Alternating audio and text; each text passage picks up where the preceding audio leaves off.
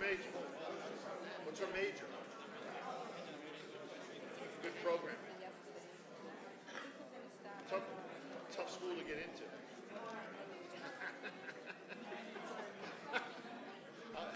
I'll be right behind you.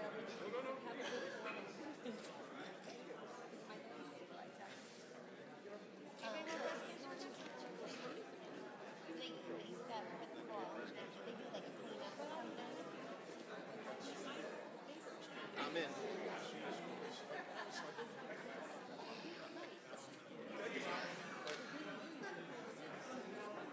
Oh, really? Did you go to a lot of football games? How's the program? My son's at Pitt, so we're going out in November.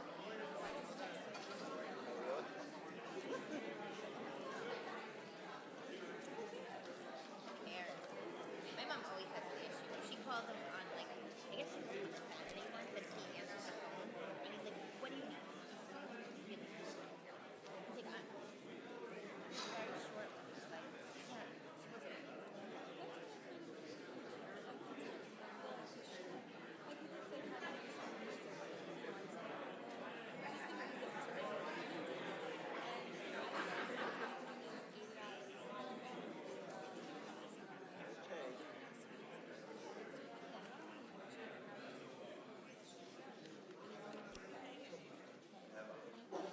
And I don't really like you do it. I don't like to speak to people.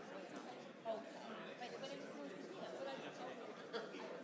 yeah, but I know it's my own thing. Like if I'm silly, I feel like, oh, okay. My son. Okay, but really, what else? Yeah, I went to school. Yeah.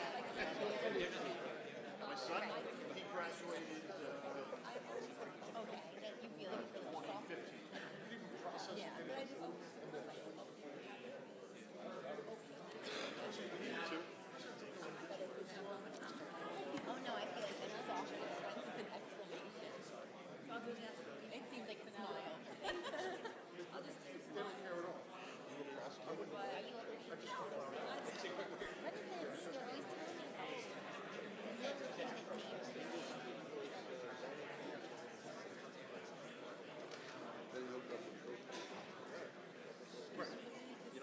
telling me Good morning, everyone. Welcome to this regularly scheduled Town Board meeting. For those of you who have never attended Town Board meeting before, we will first have public hearings followed by an administrative calendar. There are meeting agendas available in the rear of the pavilion. If you'd like to be heard on any matter, please fill out a slip, which you can get in the rear of the pavilion. Fill it out and give it to one of our public safety officers, and he will deliver it to the dais. After the meeting is adjourned, the Town Board will follow our custom of 350 years and remain in session to hear residents who'd like to be heard on any other matters. Madam Clerk, will you please call the roll? Councilman Ambrosino. Here. Councilman Blakeman. Here. Councilman Diaz-Bazito. I'm here. Councilman Dunn. Here. Councilwoman King Sweeney. Senior Councilwoman Gooseby. Here. Supervisor Gillen. Here. I would now ask Councilman Dunn to please lead us in the Pledge of Allegiance. All rise. Raise the American flag. Place your right hand over your heart and join me. I pledge Allegiance to the flag of the United States of America and to the republic for which it stands, one nation, under God, indivisible, with liberty and justice for all. Please remain standing for a moment of silence. This is the beginning of Breast Cancer Awareness Month, and I lost a lot of classmates from high school to breast cancer, and if we could just have a moment of silence remembering those that we know that passed of breast cancer. Thank you.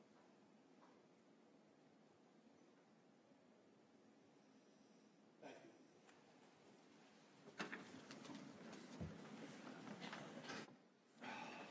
I will now ask the town clerk to please deliver a copy of the tentative budget to each town board member and let the record reflect that the clerk is doing that right now.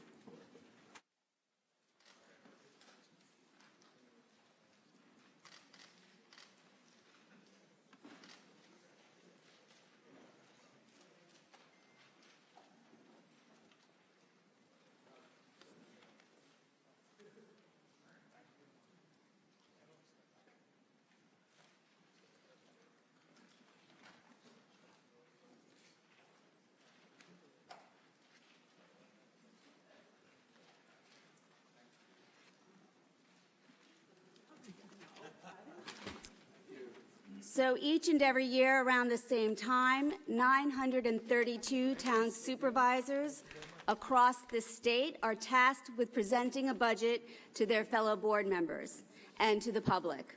Preparing a budget is much like walking a constant tightrope. So I am very thankful to the many members of our hardworking staff from every department here in the town who helped me work my first budget on an incredibly tight wire. And by doing so, made this proposal incredibly lean and structurally balanced. The preparation of this budget was accomplished through collaborative efforts of the Controller's Office, our commissioners, our department heads, their respective teams, and my entire senior staff. In fact, I'd like to thank the Controller and his staff for providing the first draft of this budget, which was incredibly helpful and shaped much of the process. When you count it up, over 1,000 hours have been poured into this document in order to provide residents with the quality level of services that they deserve. Finding the right balance between services and taxes is never easy, regardless of what town you live in. So I welcome everyone's input and ideas as the budget process continues to unfold. Starting next Monday, I will be crisscrossing the town of Hempstead explaining what's in the budget and why I believe it represents the right balance for taxpayers. I welcome any and all feedback before, during, or after that time in order to make this the most transparent budget that this town has ever seen. Madam Clerk, will you please call the first public hearing? Proposed local law regarding regulations and restrictions to limit parking in Seaford. I do not have any slips on this matter. Is there anyone who'd like to be heard? Hearing none, may I have a motion? Madam Clerk, please call the roll. Councilman Ambrosino, Councilman Blakeman, Councilman D'Esposito, Councilman Dunn, Councilwoman King Sweeney, Senior Councilwoman Gooseby, Supervisor Gillen. Aye. Madam Clerk, please call the next public hearing. Proposed local law regarding parking or standing prohibitions in Elmont and Seaford. I do not have any slips on this public hearing. Is there anyone who would like to be heard? Hearing none, may I have a motion? Move the public hearing be closed, proposed local law adopted. Madam Clerk, please call the roll. Councilman Ambrosino, Councilman Blakeman, Councilman D'Esposito, Councilman D'Esposito, Councilman Dunn, Councilwoman King Sweeney, Senior Councilwoman Gooseby, Supervisor Gillen. Aye. Madam Clerk, please call our next public hearing. Proposed local law regarding arterial stops in Woodmere. I do not have any slips on this public hearing. Is there anyone who'd like to be heard?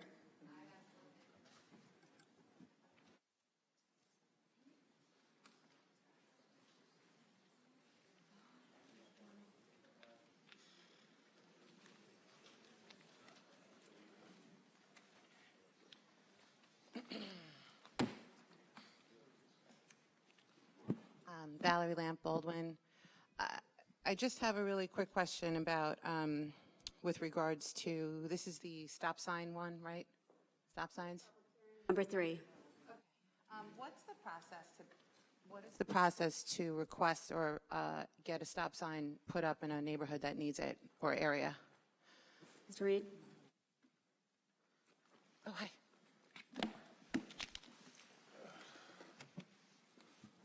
Good morning, Supervisor, Town Board members. Tom Reed, representing Traffic Control. To do a survey for a stop sign, the town would need a letter in writing from a homeowner and indicating the location they would like us to look at. And we'll assign it a case number, and then we'll have an inspector go out to do the survey and obtain accident history for the location in order to do the survey. Okay, so whenever a stop sign is put up by the town, that's always done? Well, it's usually done through a request, either from the town board or from a resident. Okay. And then we conduct a survey to see if it's warranted using the criteria in the New York State Manual of Traffic Control Devices. And are the requests foilable? Yes. Perfect, thank you. Is there anybody else who'd like to be heard on this public hearing? Hearing none, may I have a motion? I move that the public hearing be closed and the local law adopted. Madam Clerk? Councilman Ambrosino. Councilman Blakeman. Councilman D'Esposito. Councilman Dunn. Councilwoman King Sweeney. Senior Councilwoman Gooseby. Supervisor Gillen. Aye. Madam Clerk, please call our next public hearing. Proposed local law in relation to enacting enhanced penalties for violations of the regulations of Chapter 121 pertaining to sale of tobacco products, liquid nicotine, and electronic cigarettes. Felix Procacci?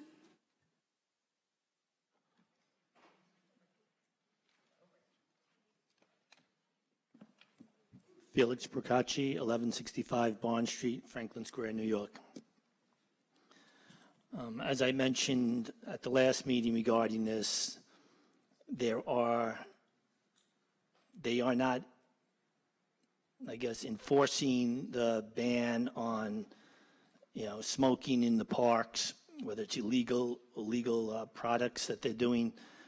I would like to see that instead of just enacting it for a particular item, like you talked about the sale, but why not put a penalty on everything, every place where it's either sold or whether it's used illegally, whether, okay, let's say it's legal on the sidewalk, but if you go into the park, it's illegal. Why aren't there penalties for that? Why don't we give the police officers some tools that you have to contact their parents if they're underage? They have to get some sort of penalty. Otherwise, like I said last time, and I really mean it, this is a useless law. You put signage up, you do all this stuff. It really does nothing to stop.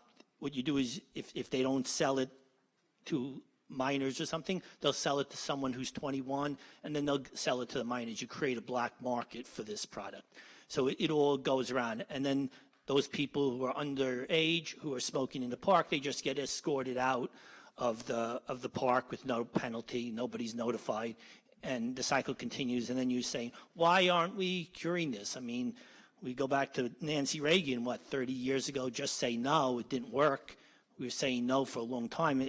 We kind of like doing the same thing that we've been doing for 30 years, enacting these policies that have failed, and yet we're not discouraged at all. We just keep on implementing them again because they failed a million times, so let's try 1,000,001. I mean, I like the persistence, but I don't think it's sometime you have to give up and try something different. But don't you think that it's a good plan to try to implement these policies to help the children that you can help? Well, I used this example last time, but just because every kid is not going to follow the sign in a specific park about vaping. I mean, we could say the same about drivers, but we're not going to go take every stop sign down in the town of Hempstead. I had addressed this. That's not what Felix, that's not what I'm saying. Felix, you asked me last meeting, and I told you I was going to meet with the commissioner last Wednesday, which I did, and we addressed exactly what you're saying. And the commissioner and I, he's very, very concerned about gateway to drugs and drugs in the county of Nassau and gangs. And what you're saying right now is, one, we are posting in the parks the fine, as we mentioned last meeting, that on the, if you pull into a handicap spot and you see the fine on it, you usually back out and go somewhere else. I've seen it happen at a lot of stores. There's a lot of them that don't have it also, and we're trying to get to them. But in the meantime, in the parks, if you've listed the fine on the bottom of those signs that we put in the parks, one, it's going to deter them, hopefully, and if not, the police are going to be not only the sector car, but he's going to have other cars available. So when a call is made by mom who's got the kid on a swing and there's teenagers sitting on a bench doing the vaping or even just smoking, she can make a quick call and the police will respond as quickly as possible. It usually takes less than 3 minutes for them to get there, and it takes more than that to do the vaping. This is what, you can say no, but let's check it out. Let's see if it's, this is what the commissioner told me last Wednesday. So let's give him a chance to do his job. He's doing a great job. I've served for over 45 years in government, with the Veterans Agency, with the legislature for 22 years, and now over a year here. And I got to tell you, out of the 11 commissioners that I've served with, I got to tell you, this guy, Pat Ryder, is the best out of all of them. I love what he's doing. And I understand him, and I trust him. And let's give him a chance to do the job. Your comments didn't fall on deaf ears. I met with him right after our meeting. And so let's give him a chance. I understand what you're saying. And what I want to do also, and I spoke with our town attorney, is, you know, when you're driving on a highway and it says there's road work being done up, and fines double if you're speeding in a work zone. Well, we want, if somebody's selling, buying for a teenager and goes out the door, because I've heard about it just this weekend, that there's a Dunkin' Donuts next to a vape shop, and the kids are asking people that are going in to buy vape for them because they're not old enough. If somebody's caught doing that, the fine doubles, just like on the road. Now, we're checking the legality of that in the state, and Charles Colbert, thank you for investigating that. Did you come to any conclusion with that yet, or not yet? As soon as it is, we're going to initiate another ordinance to do that, to double the fine if you're caught buying for an underage person, whether it be a child, your own child, or some other person's child. So we're on top of this, and we're trying to get the enforcement to be not only through our building department that catches them, but in the parks, the police are going to be helping our public safety and our residents. So I already have addressed that. Let's give them a chance to see if it works. I appreciate your words, and I didn't take them lightly, and I did speak to the commissioner about it. Yeah, and if I can supplement what Councilman Dunn said, first of all, I agree about Commissioner Ryder. He's the most hands-on commissioner we've ever had in the police department, and he's like the ever-ready bunny rabbit. He's everywhere, and if he has the resources, he will certainly devote them to our effort in the town to curtail the vaping. In addition, Councilman Dunn and I met last week with a healthcare professional of great renown who we had a discussion about vaping and discussed what we were doing here in the town, which was enthusiastically endorsed and supported by him as a good measure to join in the effort to curtail substance abuse, addiction, and obviously our young people ingesting chemicals that really do harm to their mind and body. So we took your comments to heart. We met with healthcare professionals, and Commissioner Dunn met with the police commissioner, and we're on it. Nothing's perfect, Felix. Obviously, if there is a major crime or a major accident going on, the police will not be able to, to make that a priority, but they are aware that it's of importance to the town board, and they have promised to be responsive. Since the last meeting, I've been at Averill Park several times because I coach track there, and the kids are still there at the bocce court smoking. No, we didn't make the call because no. You look. You have a park supervisor there driving around on his little four-wheeler there, and he sees it, and he's already given up because he's called so many times. It comes to the point when, did you put the camera there so people could see? Because then what we could do is you let me use the screen here. What I'll do is I'll foil the video, and then I'll show you day 1, day 2, day 3, day 4, and I'll show it to you every day. You don't have to be, Sherlock Holmes to figure it out. And the thing is, people have given up on this because, like I said, this is I see commercials from 1968 talking about drug addiction and everything. It's been an ongoing problem for a very, very long time, and we always throw more money at it, and it never seems to make any indent whatsoever. And I think it's because there is no comprehensive thing. There's a lot of agencies that do this. They don't communicate with each other, and they're kind of independent, and they don't want to depend on each other. Everyone wants to be by themselves, independent agency, and there's lack of communication. You have people at the park all the time. There's always a supervisor there. Why don't you send out instructions to all the park supervisors, not just Averill Park, and when they notice it, have them contact someone who's going to respond very quickly? Because the police when I did that, it was several months ago, maybe even more. 6 Felix, can I months ago. interrupt you? Please, Felix, can I no, just please, interrupt you I'm going to for a second? finish up, and then you can talk indefinitely. I want to get an answer to one thing you brought up. I believe that our public safety officers are peace officers and are allowed to issue that citation. It doesn't have to exclusively fall on the Nassau County Police Department. Do we have someone here from public safety who can address that? Is Deputy Bentivegna, is that correct? Yes, we do. We have given summonses for smoking in some of the parks, some of the beaches. So can we get our public safety to concentrate on Averill Park and the area that Mr. Procacci is talking about, and see if we can step up the enforcement there? Okay, Well, great. the best way to do it is you come in with a public safety car that's, white and blue, and everybody, it's like, say, here, stop it, throw whatever you have on the floor. I mean, come on, if you had the cameras there, you invest a lot of money. I see the IT budget is enormous. The public safety budget is going up substantially for the next year. You have a lot of money, and if I go back, I have budgets going back to 2007. We spent a lot of money on IT, a lot of money on public safety, a lot of money on all these things. And now what our solution is to throw more money at it. And the money will only work right is if you have a coherent group. If you have a Felix, group, everyone's independent. I'm glad you brought that up, because just to let you know that, we are working on some of the things that you've suggested.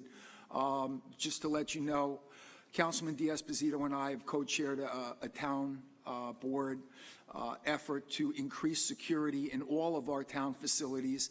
To that extent, we have applied for grants for various types of security apparatus that will include cameras.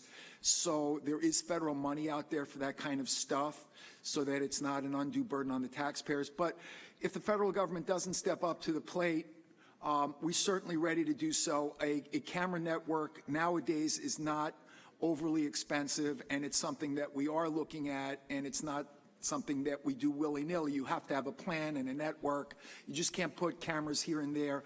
There has to be some rhyme or reason to it, and we're having professionals take a look at it. So it's something that we are in the process of doing.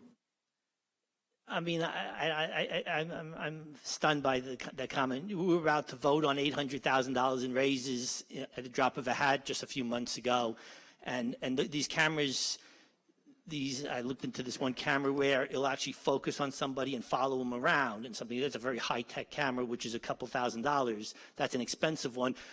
Let me just finish. Felix, there has to be a network, and we agreed. I can't keep my thoughts straight if you keep on interrupting me. Well, I have answers. You want No, but answers? you don't wanna have make a speech? answers. What do you want to do? I'll tell you real quick. You take one of those cameras that are on the corner in Averill Park that's already there, and you move it to the bocce court on the other side of the park, and you take another one by the handball court, and you move it so you focus on the parking lot and the bicycle rack, so you can see everybody coming in and out of the park. You have no cameras there.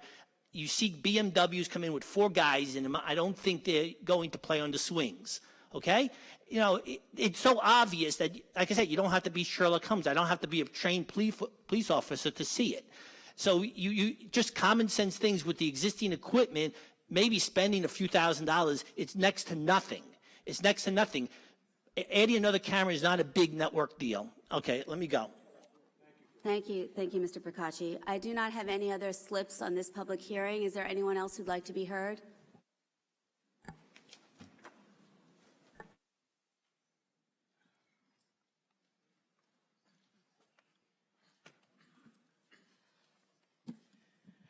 Good morning, Media J. Merritt A. Baldwin, resident. That's the beauty of having public hearings and getting the input and getting the actual details to these types of scenarios, because these 1 to 2 sentences don't really cut it. My concern, because again, I'm still hearing the critical as it is, the vaping scenario, but I'm looking at the language where it says regulations pertaining to the sale of tobacco products, liquid nicotine, and electronic cigarettes. And cigarette smoking is still one of the leading killers in the nation.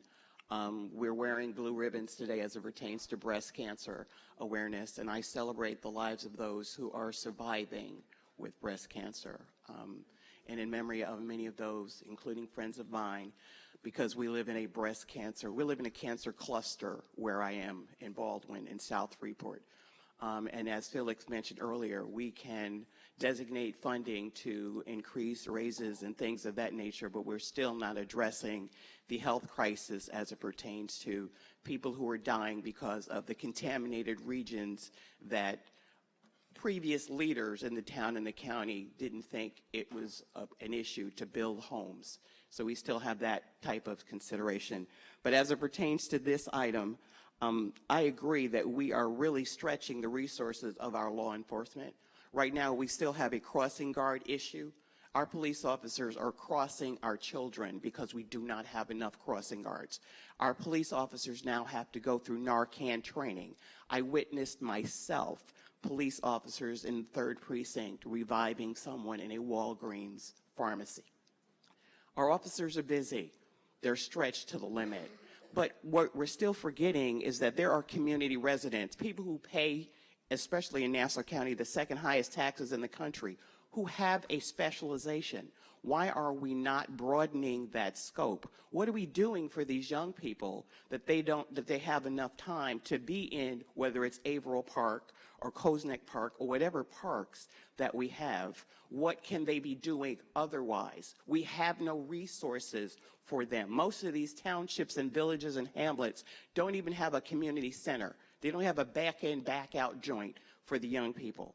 As you all know, and I'm almost getting tired of saying it myself, we're still underserving our veterans. They're also the ones that are involved in this vaping and this smoking and the drug addiction and the opioid crisis. Why does everything have to become a crisis and then we go crying that we don't have enough money and we don't have enough resources when we don't take into consideration the community input? Why don't we have a summit here in the town of Hempstead? People are always saying, I'm complaining about stuff.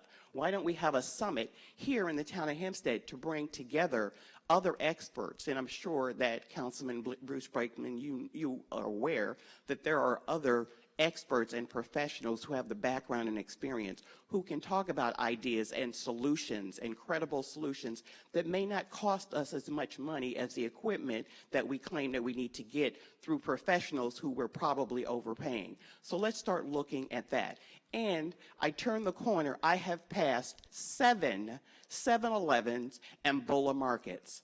Where is the regulation? What resources are we getting? What interaction and collaborations are we having with these entities who are providing these same resources that we're saying that our young people are taking into the parks?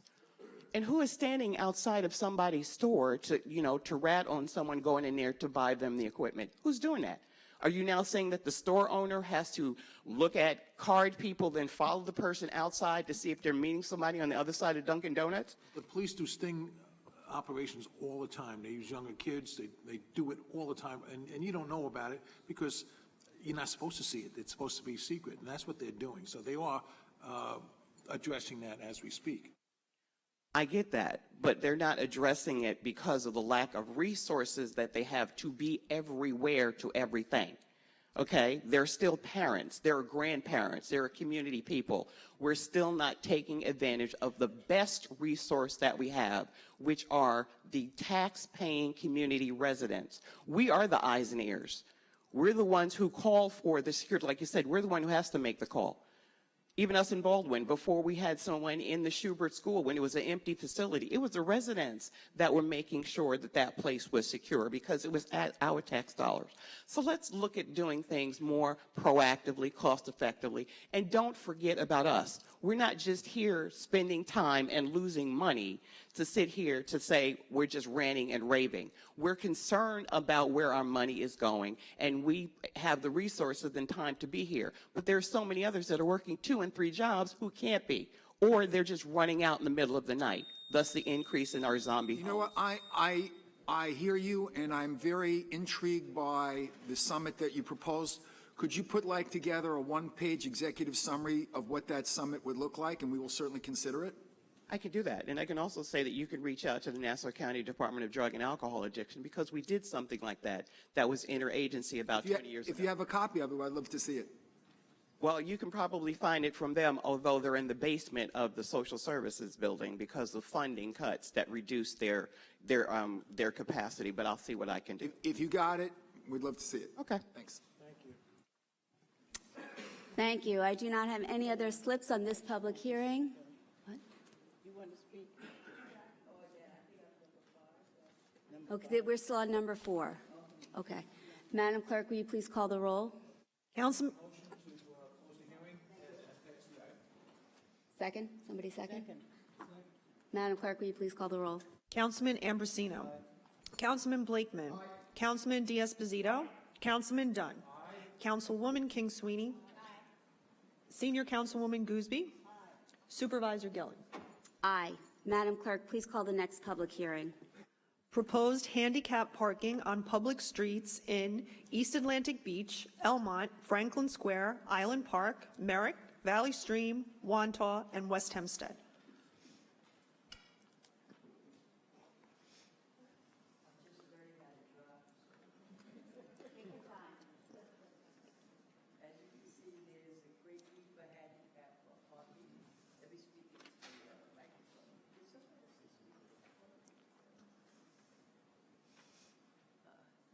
I'd like to introduce myself to Supervisor, does this come out?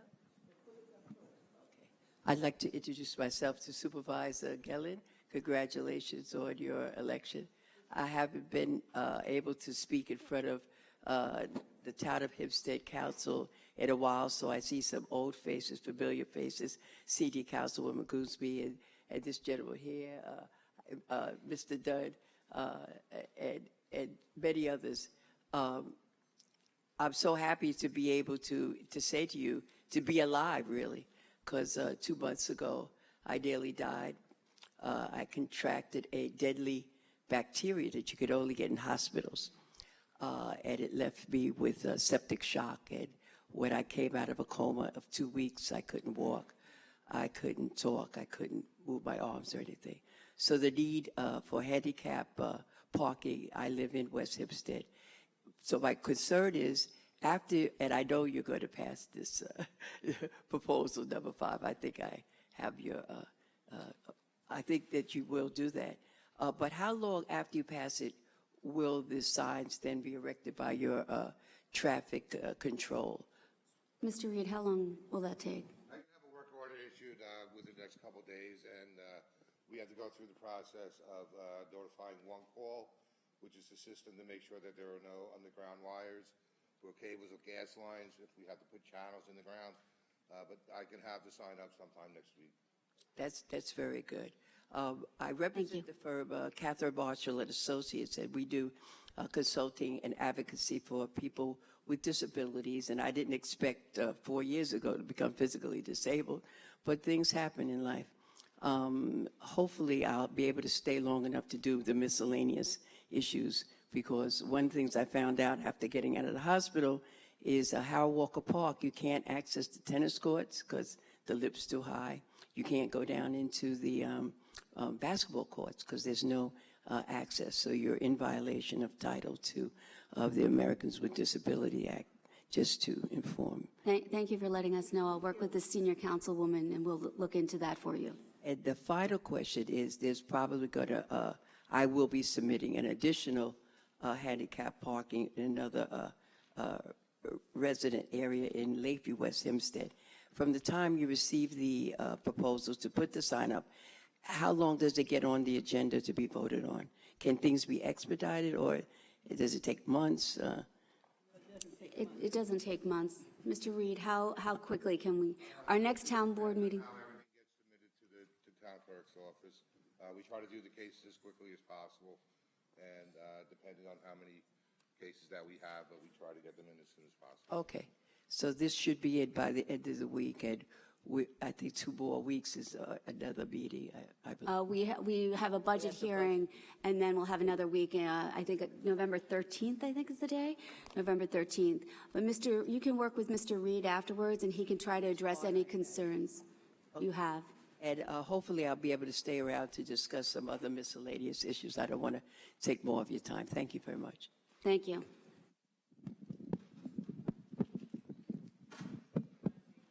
Huh?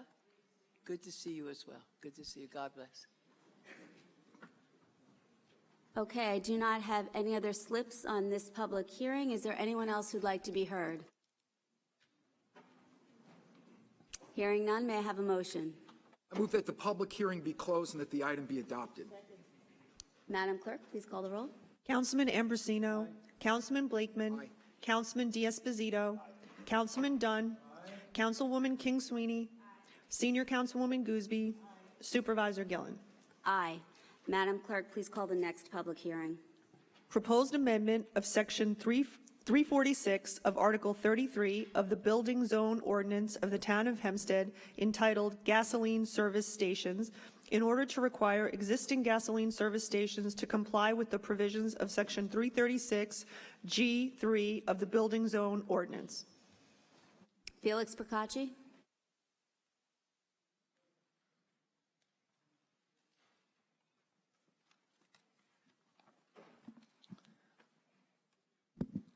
Felix Procacci, 1165 Barn Street, Franklin Square. Has any board member read the New York State law that requires gasoline stations to provide compressed air? Did anyone read that law? I'm sure over time they've all looked at it. Well, you don't have to answer for them. Oh, I can. You know, over time they've all looked at it because they've gotten memos, and over a course of a number of years they've all looked at it. Does everybody agree with what Mr. Raj just said? You're going to speak for them again and say they agree with you? Okay. Has any board member read the court documents surrounding the litigation of the town's free air law? Anyone? We were briefed by Supervisor counsel. Gillen? We were briefed by counsel. You were briefed by, Counsel. yeah, I understand. Your If you're counsel. talking about Judge Murphy's decision, I read Judge Murphy's All the- decision and all the quite some time papers- ago. All the papers that surrounding it? I didn't read all the briefing. I read the judge's decision. Okay, because, you know, it's important to read the papers because the papers surrounding it provide no reason or rationale for the free air law. They provide nothing at all. They just make this stuff up because they got caught in this. The original reason given by Supervisor Santino on March 9th, 2016 was it was a taxpayer-friendly law. I have a video, I have a transcript. It says that's what he said when on the calling of the hearing, what the purpose was. When the lawsuit was issued, it became a public safety issue, being that they discussed the necessity to maintain pressure in tires, which the free air law has nothing to do with maintaining pressure. People still have to know how to use equipment. They have to know how to measure their pressure. They have to have some common sense. So it really had nothing to do with the violation or the law. So the thing is, now we're on our, I don't know, fifth, sixth rendition of this thing. And this town board and your council has yet to provide any reason why Judge Murphy's wrong and the injunction is a high bar, yet we persist in going on with this at the cost of tens of thousands of dollars. And now you're going to be passing this law, which is a piece of garbage. It's a piece of garbage, literally is a piece of garbage, because what's the test as to who can't afford $1 for Mr. air? Ra, what is the status of the settlement of this litigation? I believe we're waiting for the judge to sign the order. And this is a housekeeping public law. This is because when we abolished the law that required gasoline stations to give free air, there's a second reference in the town code to free air, and all we're doing now is removing that, and Mr. Picnic will correct me if I'm wrong, removing that so that the town code is consistent.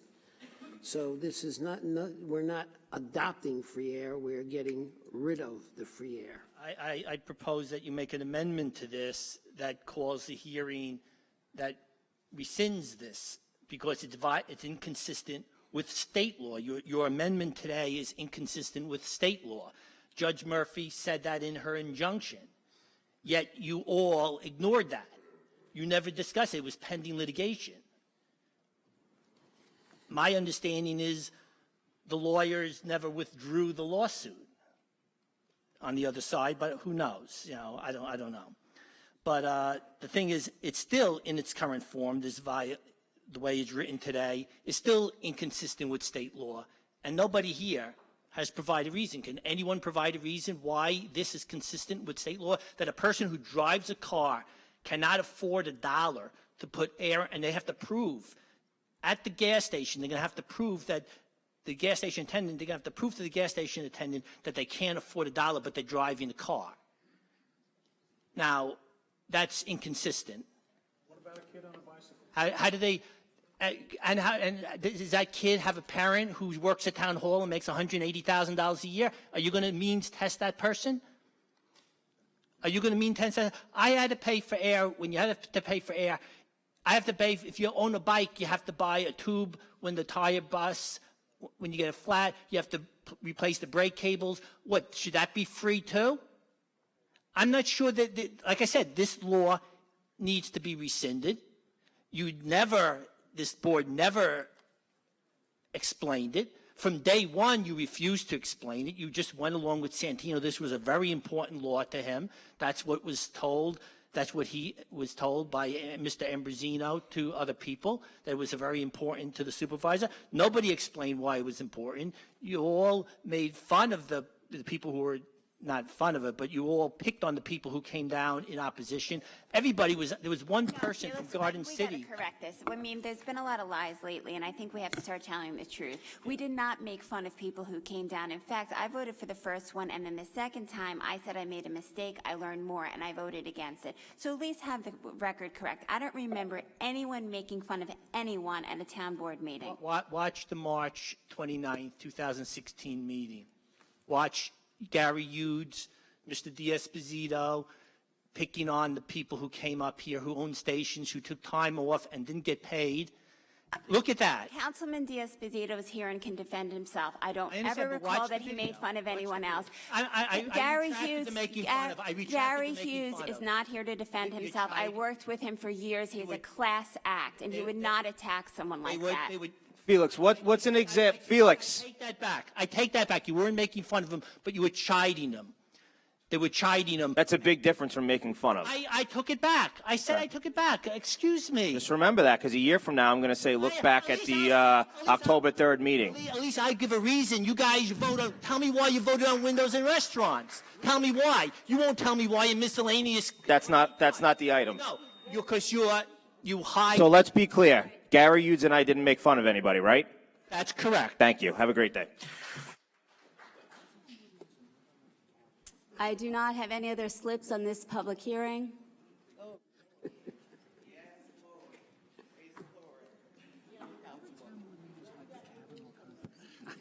All right, we're still on the old rules now, and I got 5 minutes. Wow. And now we're talking about people being chided. That's a perfect example, and we do have footage of, 4 public safety officers trying to take me out of here for expressing my freedom of speech. So, with regard to this issue, and I would appreciate being able to have my 5 minutes without having the echoes, I am due that. I'm just curious as to what is the penalty. I mean, how is this, again, going to be enforced? I'm looking at the language of the statement. In order to require existing gasoline stations to comply, what does that mean? What is the fiscal impact of that? Can anybody answer that question?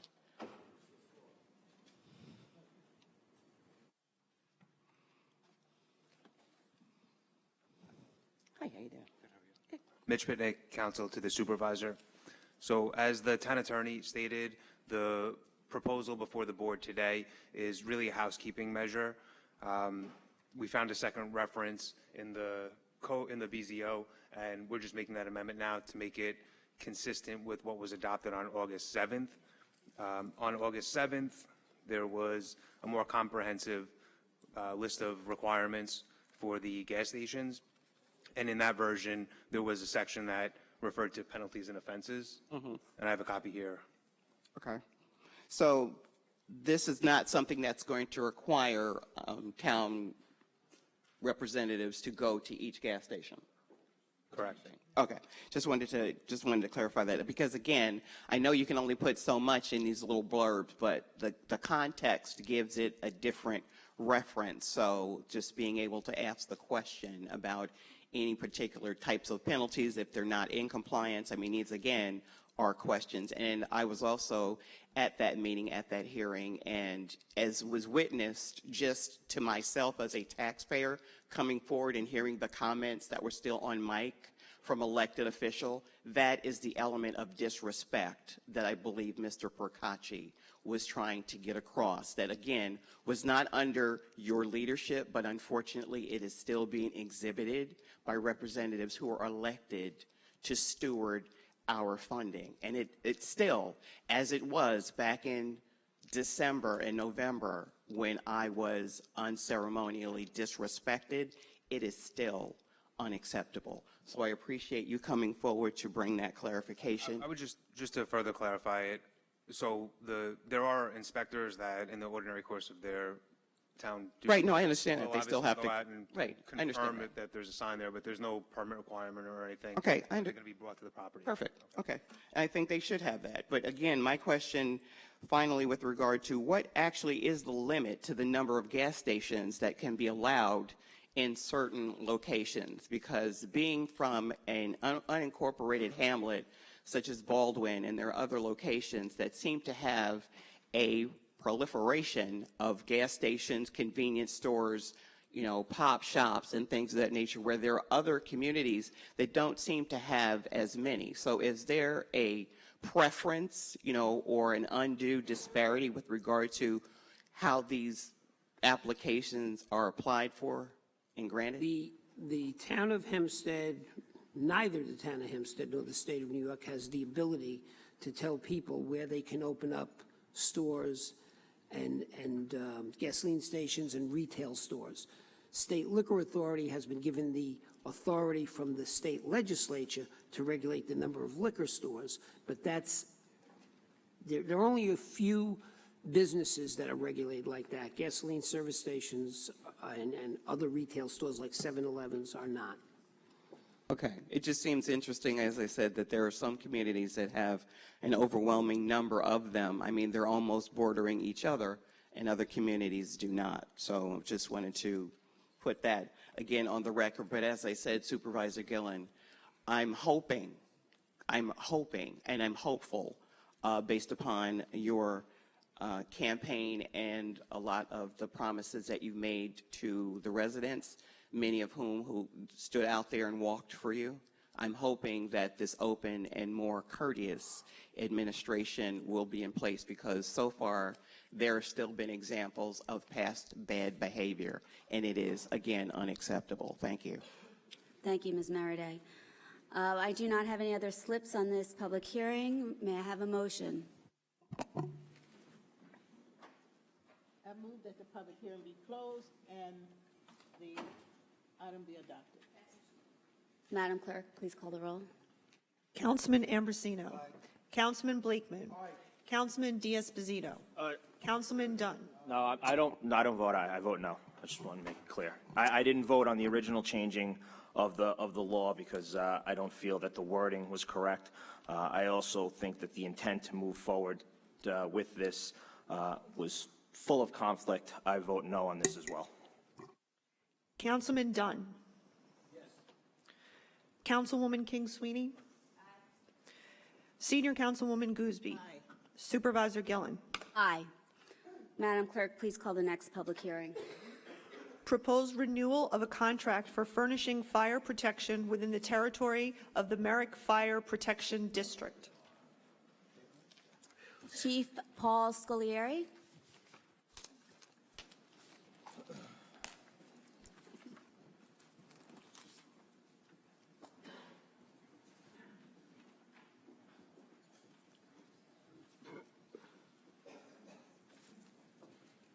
I think you got to say your name. Of course. My name is Paul Scolari. I reside at 31 Range Drive, Merrick, New York. I'm a second deputy assistant chief for the Merrick Fire Department, and I have my speaker with me, Ronnie Geese. Ronnie Geese, Merrick, New York. I'm a chairman of the board for the Merrick Fire Department. And we came today on behalf of the Merrick Fire Department. I would like to say thank you to Councilwoman King Sweeney and Councilman D'Esposito for working with us and the town attorney hand in hand on our contract and a few other items. As you could tell, a lot of people come up here with negative comments, and I'm sure at times your roles feel thankless, but we are very thankful for all your hard work and commitment towards our fire department. We look forward to working with you guys and everybody on future projects. So we just wanted to reach out and say thank you. Thank you for coming today. I genuinely appreciate it. You've been a pleasure to work with, you and the entire department, on this contract issue and other issues that we've been discussing. I'm thankful for your service to the community and taking time out of your day to come. Thank you very much. Thank you guys for being here. Gentlemen, thank you for your service. safe. Thank you for coming forward. Would like to also thank you, Town Supervisor. Thank you so much. I do not have any other slips on this public hearing. Is there anyone who'd like to be heard? Hearing none, may I have a motion? Oh, sorry. Make a motion to approve the item. Second. Madam Clerk? Councilman Ambrosino. Councilman Blakeman. Aye. Councilman D'Esposito. Councilman Dunn. Aye. Councilwoman King Sweeney. Aye, and once again, thank you to the Merrick Fire Department. Senior Councilwoman Gooseby. Supervisor Gillen. Aye. Madam Clerk, please call the next public hearing. Application of Cumberland Farms, Inc. for a variance from provisions of GSS ordinance in order to permit the construction of a new convenience store along with a canopy and dispensing islands and tanks, site improvements to parking, signage, generator, dumpster enclosure, and landscaping at an existing gasoline service station located at 2962 Long Beach Road, Oceanside. Good morning. Good morning, Supervisor Gillen, members of the board. William Benesso, Forcelli, Deegan, Tirana, 333 Earl Ovington Boulevard, Uniondale, New York, here on behalf of the applicant, Cumberland Farms. Seated to my right is Mr. Wayne Muller of R&M Engineering. Mr. Muller is a transportation engineer who has appeared before the board on many occasions and been qualified as a traffic and parking expert. He is here today to provide testimony on those areas. I've provided the clerk's assistant copies of a handout for each of the board members to review during the course of this hearing. That better? Okay. The application before you involves a parcel of property situated at 2962 Long Beach Road in Oceanside. It is a property presently improved with a gasoline service station and convenience market. Also on the site at present is a car wash, an automated car wash that is not in working order, but nonetheless is present on the site. The site maintains 8 fueling stations capable of providing gas to 16 vehicles at a time, and the convenience market on site is approximately 1,500 square feet. What's before the board this morning is a request for relief pursuant to the provisions of the gasoline service station district to permit a complete redevelopment of the subject premises. It will be a total renovation, demolishing all structures on the premises, replacing the tanks, a new canopy, new pumps, same amount of pumps, so we won't be increasing the number of fueling stations. There will still be 8 fueling stations capable of servicing 16 vehicles, but it will be all new tanks, new convenience market. It is a larger convenience market, approximately 5,200 square feet in size, but the car wash building will be removed and will not be returning. Now, this is a very large site based on the standards applicable to gasoline service stations. The code requires a minimum of 15,000 square feet. This site is in excess of 52,000 square feet. It's over an acre, and it's about an acre and a quarter. So consequently, the site plan that the applicant has come up with is a very well-designed plan, providing a very good site circulation. It's a, for lack of a better word, a roomier layout than what presently exists. There's a lot of good space for the vehicles to move in and about the site. It also provides 26 parking spaces for the proposed uses on the site. That being said, because of the size of the convenience market, the actual requirement for parking is 27 spaces, albeit, as you'll hear from Mr. Muller, the 21 spaces provided will be more than adequate to accommodate the needs of the site. This site has been a gasoline service station since 1990, when it was included by this board in the GSS district. In 97, it was taken over by Exxon, and Cumberland Farms has had control of it since 2003. It is and will be a 24-hour, 7-day-a-week operation for gas and convenience. The tanks that are being installed are 3 tanks, a 20,000-gallon split tank with 12,000 gallons of regular and 6,000 gallons of premium, another 20,000 tank dedicated strictly to regular, and a 10,000-gallon diesel tank. As indicated, there will be a total of 8 dispensers, 16 spaces. The 2 dispensers on the, is it the west side of the site? South side of the site will be diesel dispensers in addition to regular gasoline dispensers, but they are not the high output type of diesel dispensers, which means that they are really not suitable or suited to filling large trucks. Rather, they're really geared towards use by diesel passenger vehicles, SUVs, or small trucks. As indicated, the convenience market will be a 24-hour operation. There will be, through the course of the day, 3 shifts of employees on site. During the day, there will most likely be 4 people on site, and at night there will be 2 people on site. As much as the gasoline service is self-service, there will always be a person or persons available on site to assist the handicapped or the elderly or both with service at the pumps.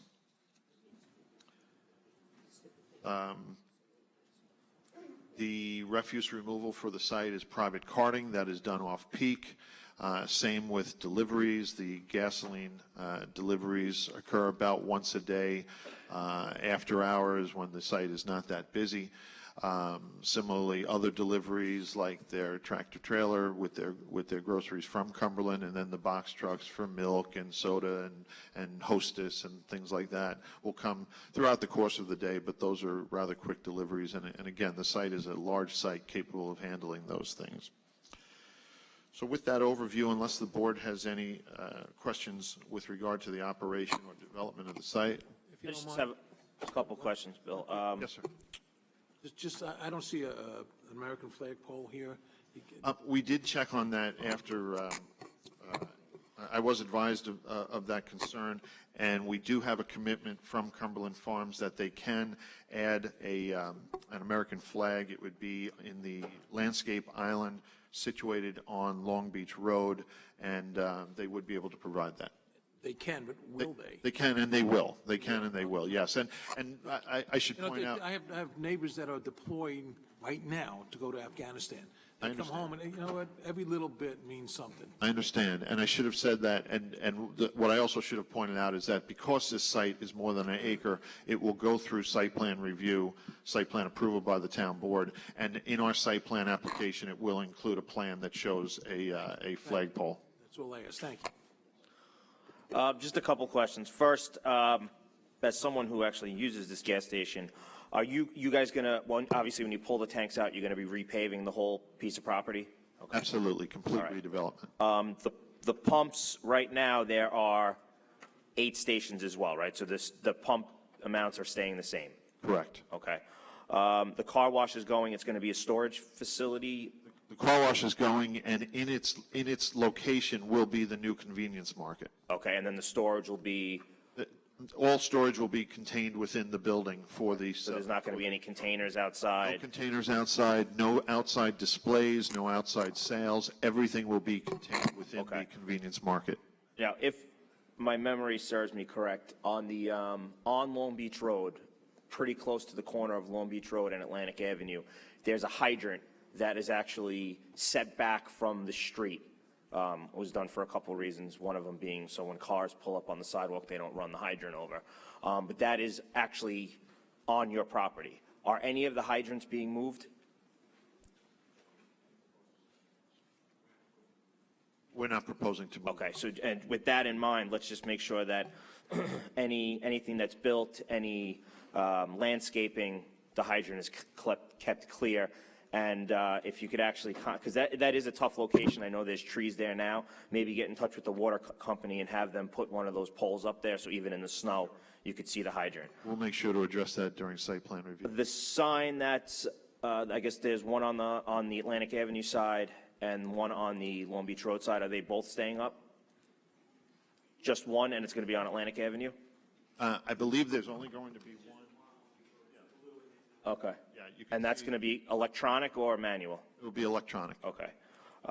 And the curb cuts on the corner of Atlantic and Long Beach Road, when you're making I guess if you're heading northbound and you're making the left onto Atlantic, those curb cuts are staying the same, or are they being moved? There are presently 3 curb cuts on the site, but the curb cut on the one that you're referencing, the one closest to the intersection on Long Beach Road, presently that's denoted on the site as an ingress and egress curb cut. That is going to be an ingress-only curb cut going forward. So that's the one, because right now on Long Beach Road, there's 2 curb cuts, Correct. right? There still will be 2 curb cuts. Okay, so now the first one, when you're making the quick left, not actually coming up to Atlantic Avenue, that's going to be in and out? No. That'll be in only. Right now, it's denoted as in and out, but it will be ingress only. And then the second one will be? The second one will be in and out, as it is presently. And then on Atlantic Avenue? In and out. We're relocating it. Actually, that one is being relocated closer to the intersection. However, it's still a good distance away, and the reason for that is that it moves it away. Right now, it's at literally the north end of the property, and it is adjacent to the drive-through exit at McDonald's, which can cause some conflict. Yeah, so by moving it actually further south and away from that, it'll prevent traffic conflicts. Further west.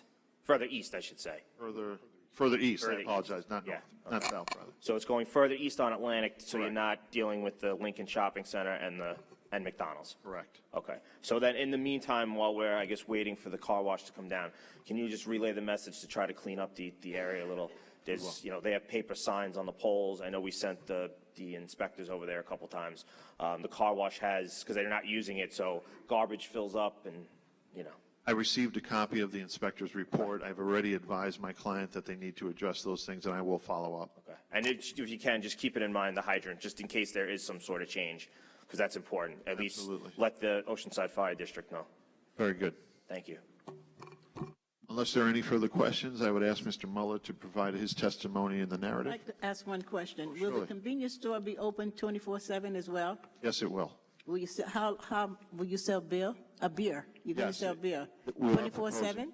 Yes, we are proposing to sell that, to do that.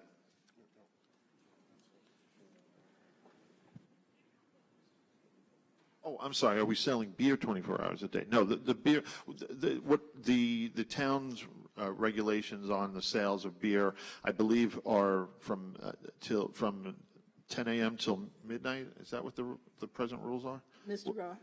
Where's Mr. Raw? Whatever the town's So present. you intend to comply with whatever Yes, town law I requires? just want to make sure Mr. Raw can give us is he here? Oh, Mr. Raw, the hours for beer to be sold within the town of Hempstead, a convenience store, please.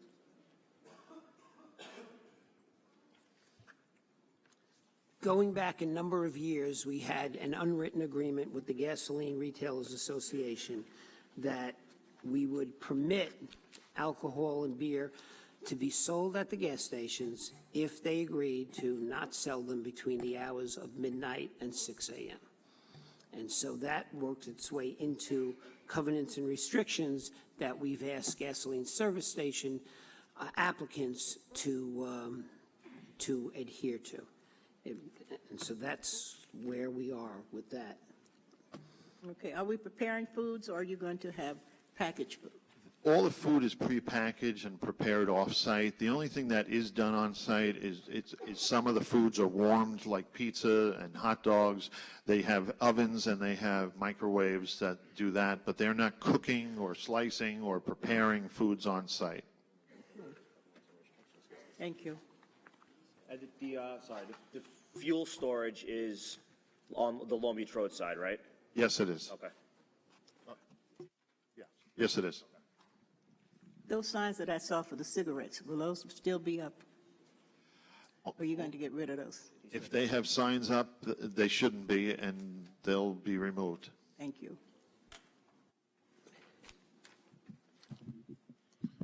Good morning. My name is Wayne Muller. I'm with the firm of Robinson and Muller Engineers. Our offices are at 50 Elm Street in Huntington. I prepared a letter which was submitted to the board as part of the record.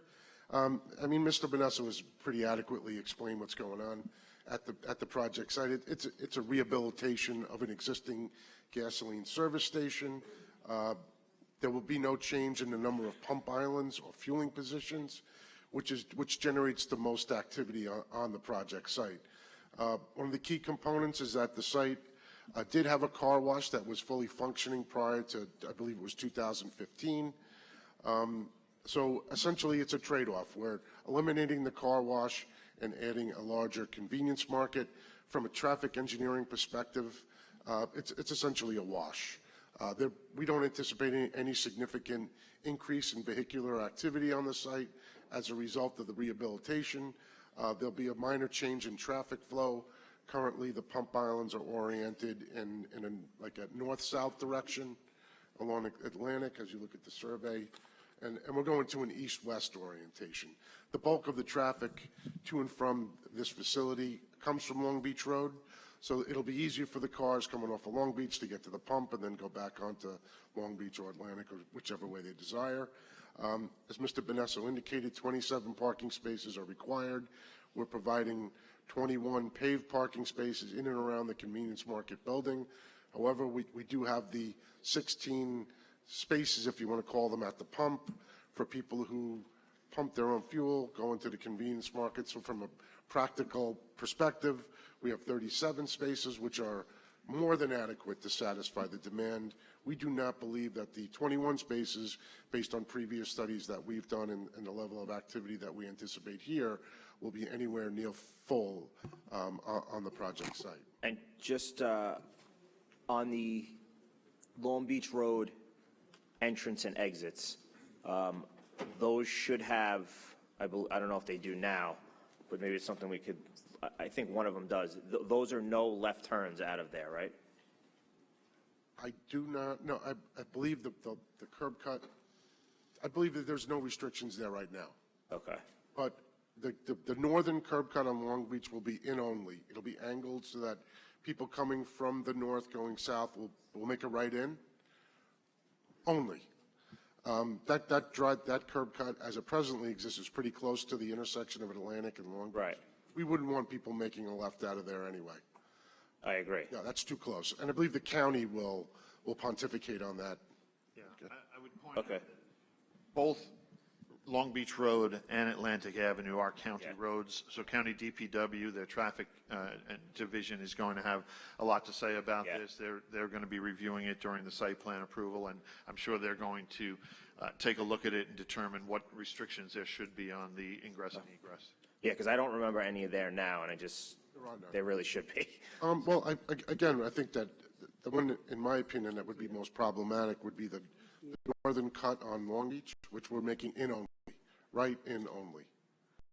So as you're coming from the right. north, So you have to cross through the intersection of Atlantic, cross over Atlantic to the intersection, and then make the right. That's correct. Correct. Okay. We wouldn't want somebody making a left out of there. Exactly. That's my point. Yeah. The southernmost curb cut, in my opinion, is pretty far away from here. It gives you enough room to. Gives you enough room to make the left out. Okay. There is a center turn lane on Long Beach. People making a left in at the southern driveway. shouldn't be a problem. Based on the level of activity that we observed, nobody made a left, thank God, out of the northern driveway. It was pretty much right in. People Okay. making a right. So we're on the same page. We're on the That's same all. page. Okay. And then, as Mr. Bonesso indicated, we're slightly shifting the driveway on Atlantic further east. Really what that is to line up with the drive aisle along the frontage of the relocated convenience market.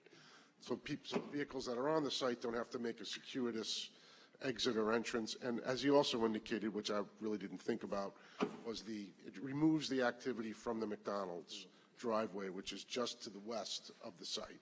And that's a good thing, I believe. That's absolutely correct. Yeah, the property lines are right there. So as indicated in my letter and based on the testimony, is my opinion that the granting of this application should not have any significant impacts to traffic conditions in and around the area. We're essentially rehabilitating an existing gasoline service station that is, in sore need of a rehabilitation. Thank you. But without the car wash, there might actually be less traffic pulling into the. That could be. Yeah. Yes. That's our direct presentation. Nassau County Planning Commission recommended a local determination on this matter. If there are any further questions, we'd be happy to answer them, and we would just ask for the opportunity to respond to any public comment that may come in. Thank you, gentlemen.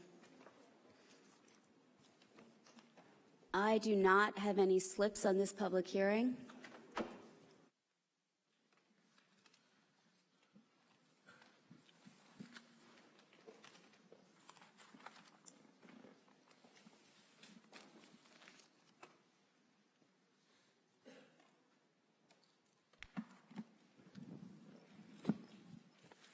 Felix Procacci, 1165 Bond Street, Franklin Square.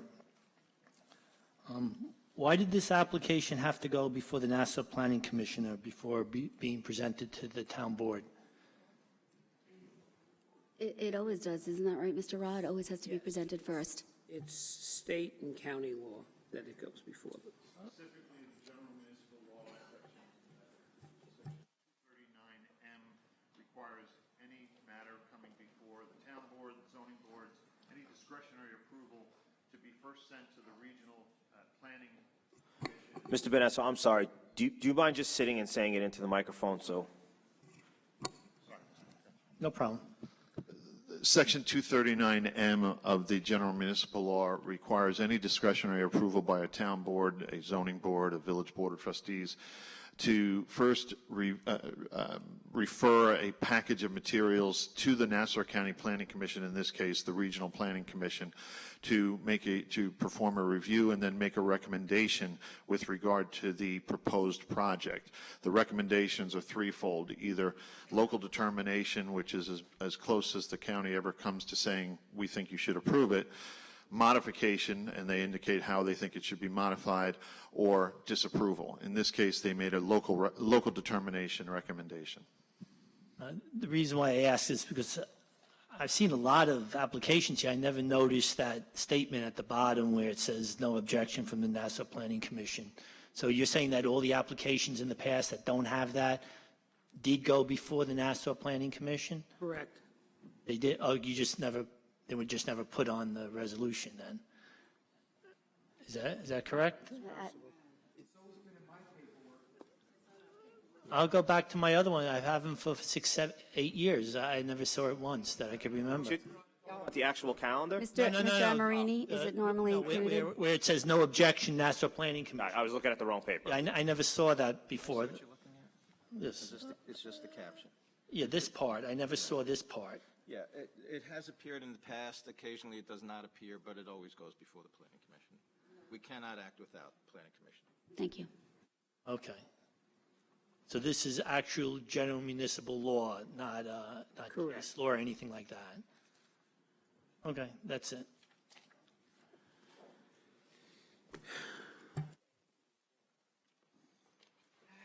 Oh, Lord.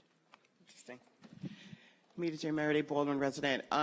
Wondering if the rendering is accurate. I see that there's only, I believe, one handicap space. I'm just curious with regard to the demographics in that area. There are a large number of senior residents there, and also there are other people who have handicaps that require them having some adequate parking close to the facility. I mean, I believe it was in the testimony that this was just kind of a switch. It's a difference between a car wash and a convenience store. So it's not just switching one thing out to something else that's similar. Secondly, just curious with regard to the hiring as it pertains to the volume of this project. I know that municipalities cannot enforce any type of diversity, outreach, and inclusion, but I have worked with municipalities who have been able to encourage that and ask the question with regard to the inclusion of service-disabled and veteran-owned businesses, minority and women-owned businesses in the overall project. So I didn't hear that from any of you sitting there. Also, as it pertains to the hiring, is there going to be outreach in the local community? What is the feeling of the local community? Oftentimes residents find out about these things after the fact, and then they come here and they're outraged about not having their voices heard or the representation. So again, I didn't hear or see anything relating to letters of support. I think, and I researched this a little while back, Cumberland Farms is part of an organization with other, I guess, national chains, so to speak, that do outreach and specifically hire veterans. I'm familiar with them from a corporate standpoint, but I'm also requesting, again, as it pertains to the fact that it seems that every application on this agenda, there's a gasoline station, convenience store, or something of that nature. And because there is this corporate brand, that you all, as the elected officials, would ask those who are coming before you for variances in terms of encouraging the inclusion of these individuals as it pertains to this area. And I did not hear that. Okay. Well, like I said, they are part of the We Hire Heroes organization, and they focus on hiring veterans. That's not just for Cumberland Farms in Indiana. Those are for all the Cumberland Farms.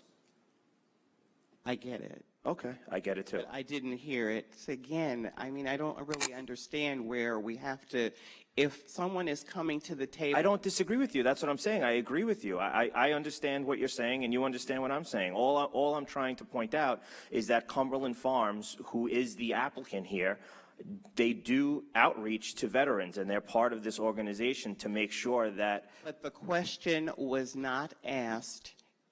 Unless I missed it. Mr. Bonesso, can you please make sure that the applicant follows their regulations that they have set forth with being part of the We Hire Heroes and do their part to make sure that the veterans in the Oceanside, Rockwell Center, Limbrook, Island Park, Five Towns communities are attracted to work at this location?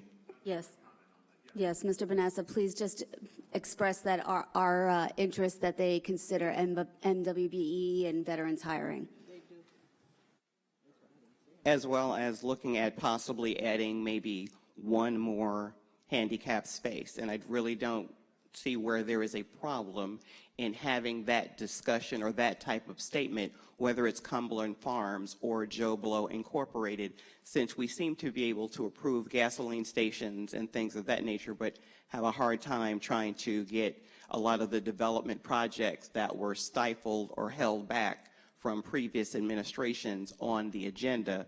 So again, that minority, women, veteran, and service-disabled veterans can have the participation. So it doesn't hurt to put it out there if you're representing my interests. Thank you. Certainly, Ms. Merriday, we welcome your comments. And Mr. Bonesso, will you just look into the handicap parking issue to see if there's anything that can be addressed in that? Thank you. Okay, I do not have any other slips on this public hearing. May I have a motion? Keeping in mind that the item does have to come back to the town board for site approval because it's over an acre, I move that the public hearing be closed and the application approved. I second motion. Madam Clerk? Councilman Ambrosino? Councilman Blakeman? Councilman D'Esposito? Councilman Dunn? Councilwoman King Sweeney? Senior Councilwoman Gooseby? Supervisor Gillen? I recuse myself.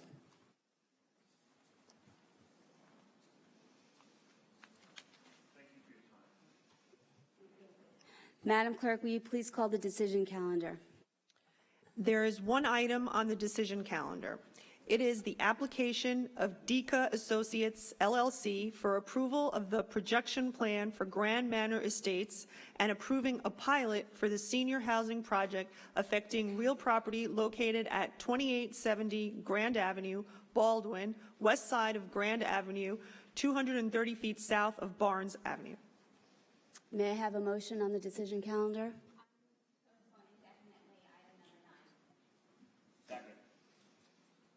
Madam Clerk, will you please call the roll? Councilman Ambrosino. Councilman Blakeman. Councilman D'Esposito. Councilman Dunn. Councilwoman King Sweeney. Senior Councilwoman Gooseby. Supervisor Gillen. No.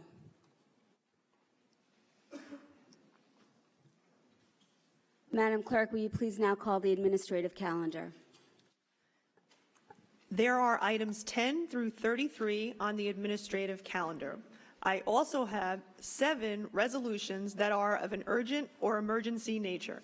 Just please bear with me on this one. The first is a resolution authorizing the renewal of the contract with Earth Repair LLC for relining and repairs to stormwater drainage systems at various locations within the unincorporated areas of the town of Hempstead, PW number 2-17. This will be item number 34 on the calendar. The second. I'm sorry, Madam Clerk, do you have an extra copy for Councilman Ambrosino? Do we have? Or we could share? Is it this one? Do you want the script? No. Okay. Okay. Just a copy of the hand-ups. Is it here? Is it here? Do we have copies of all the hand-ups?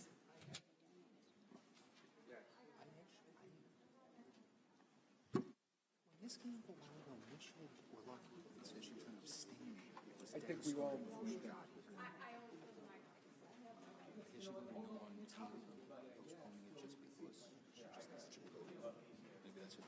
I was just. Yes. Why don't we move it till the end of the administrative calendar?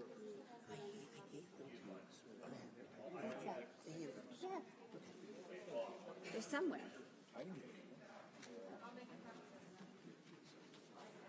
Yeah, rather than hold up the whole thing, that's a good idea, Bruce. I'll second it if you ask, if you make the motion. I don't think so. She can take it out of order. We don't need to make a final motion. All right. Why don't we just get it? Yeah, I agree.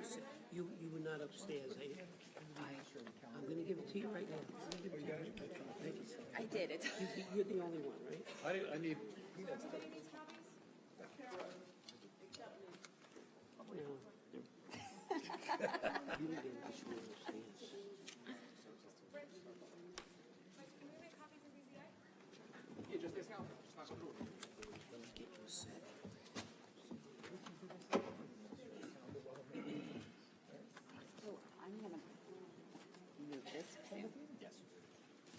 Call him at the end. Rich, can we call him at the end? You can call him before we go.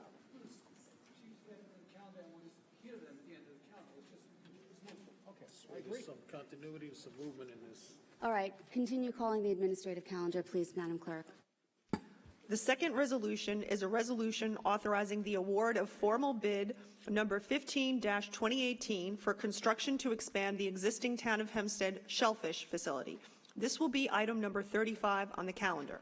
The third resolution is a resolution extending the temporary suspension of enforcement of Section 144-3.G of the Code of the Town of Hempstead in relation to regulation of permissible hours for the conduct of structural work on buildings. This will be item number 36 on the calendar. The fourth resolution is a resolution extending temporary period for waiver of all building department and Board of Appeals fees in connection with applications to repair or replace dwellings damaged or destroyed by the effects of Hurricane Sandy, and expanding upon relief afforded to Hurricane Sandy victims. This will be item number 37 on the calendar. The fifth resolution is a resolution extending temporary waiver of town clerk fees for passports and copies of birth certificates, death certificates, and marriage licenses for persons whose residences were damaged by the effects of Hurricane Sandy. This will be item number 38 on the calendar. The sixth resolution is a resolution authorizing the transfer of funds from the General Fund Appropriated Fund Balance account to the General Fund DGS Animal Shelter and Control Division Food and Supplies, Janitorial Supplies, Medical Supplies, and Fees and Service accounts. This will be item number 39 on the calendar. The seventh resolution is a resolution modifying resolution number 958-2018, which authorized the town of Hempstead to retain Cameron Engineering Associates, LLP, for transit-oriented development, TOD zoning analysis and study in Inwood and Lawrence. This will be item number 40 on the calendar.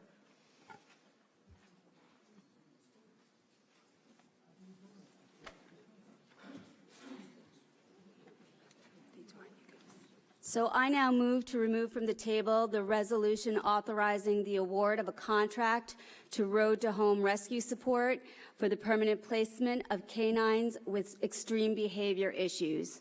May I have a second on that motion? Second the motion. Thank you. And I now have in the audience Elise Jacuro to come up and just speak a little bit about Road to Home, so this can help maybe some of the board members consider whether or not we should remove this from the table. Please come forward. Point of order, it's not before the board now. We have to do, this is the non-debatable motion, and We're trying to decide if we should remove this from the table, and these ladies are here, they've traveled here to tell you a little bit about their organization to help you inform your decision before you vote whether or not you want to remove it from the table. with all due respect, the rules are what they are. I think before we hear from the people, we have to make a decision whether it's before the board or not. It has been tabled. It's tabled right now. It's not before the board. So, with respect to this particular item,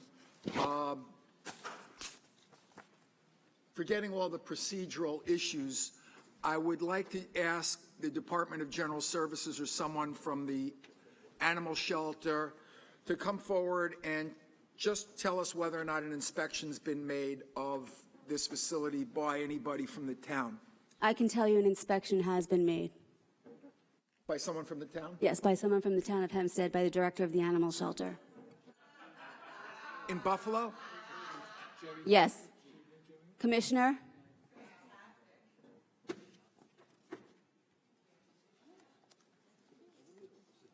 Is that true, Commissioner? Not that I'm doubting what the supervisor said, but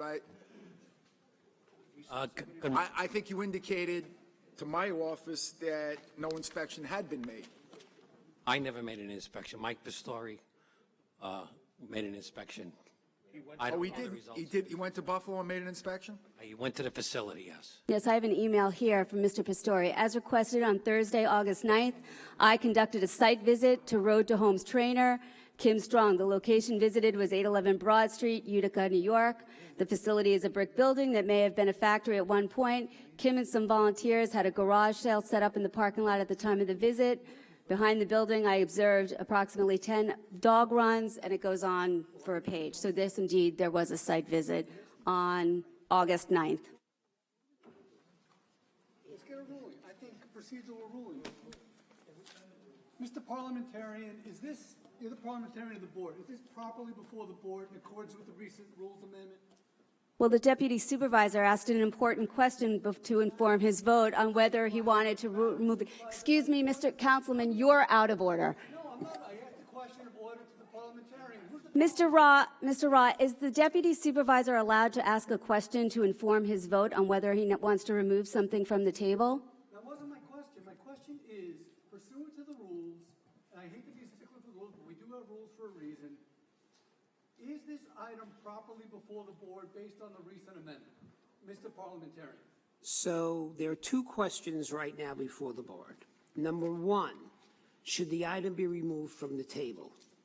That requires a vote of the town board in order to put the item in front of the town board to be voted on its merits. So you need a town board vote on that. The deputy supervisor chose to engage in some conversation with people in the audience, and certainly as elected officials, you're all permitted to speak when you want to speak. So, yes. So you're not ruling me out? And you, Yes, wait. how would I ever do Somebody that? has to say But in order to put the item in front of the town board to be voted on its motion, on its merits, there is currently a motion to do so and a second.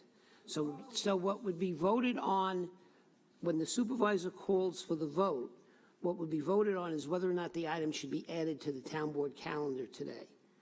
That's the next thing that will happen, I believe. Is there a restriction as to who can make that motion or not, Mr. Regina? Under the rules? Anyone is allowed to make the motion, but a majority has to second. Thank you, sir. All right, Madam Clerk, will you please call the roll to see if we will remove this from the table and put it before the town board? Councilman Ambrosino? No. Councilman Blakeman? Councilman D'Esposito? Councilman Dunn? Councilwoman King Sweeney? Senior Councilwoman Gooseby? Supervisor Gillen? Yes, and I think it's very sad for the animals in our animal shelter that the board will not consider this motion. And ladies, I do encourage you to stay and be heard at public comment, and maybe you can persuade some board members to change their mind on this item.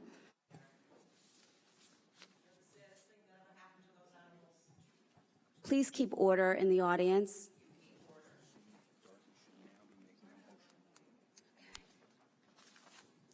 May I have a motion on the administrative calendar?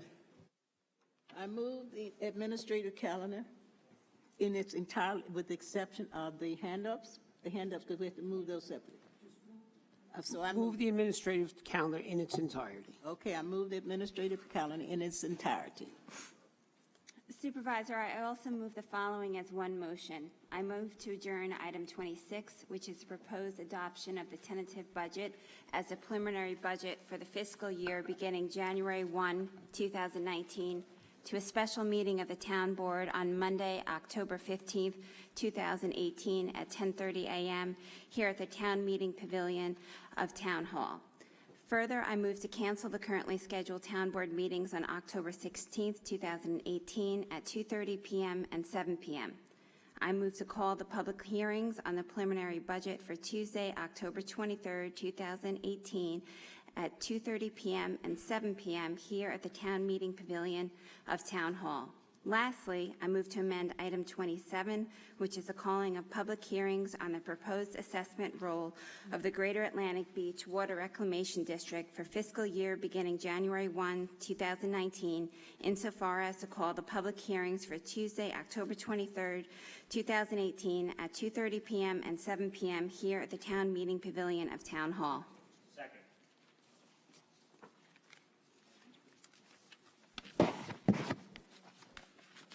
There needs to be a vote. Madam Clerk, will you please call the roll? Councilman Ambrosino? Excuse me, point of order. Are we voting on Councilwoman Erin King Sweeney's motion? Correct. Okay, I don't think there was a second on the administrative. There was. Thank you. Okay, I'm going to start again. Councilman Ambrosino? Councilman Blakeman? Councilman D'Esposito? Aye. Councilman Dunn? Aye. Councilwoman King Sweeney? Aye. Senior Councilwoman Gooseby? No. Supervisor Gillen? No.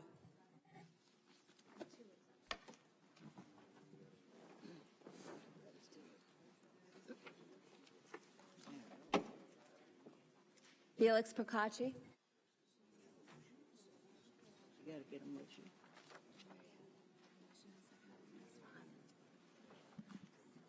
Felix Procacci, 1165 Bond Street, Franklin Square, New York. On case 7, the various offices and positions, I didn't see anything on the calendar for anybody. Is it correct to say there are no personnel resolutions in any way, shape, or form? No, there are personnel I didn't resolutions. see one of them. I checked this morning before I left. Madam Clerk, have we been posting the personnel resolutions? I'm sorry, excuse me, Supervisor? Have we been posting personnel resolutions? Yes, we have. I didn't see at the end of the, usually they're at the end, and I did page through it, and I didn't see any on the, it's okay, as long as you put them up, then I'll come back the next time and ask questions.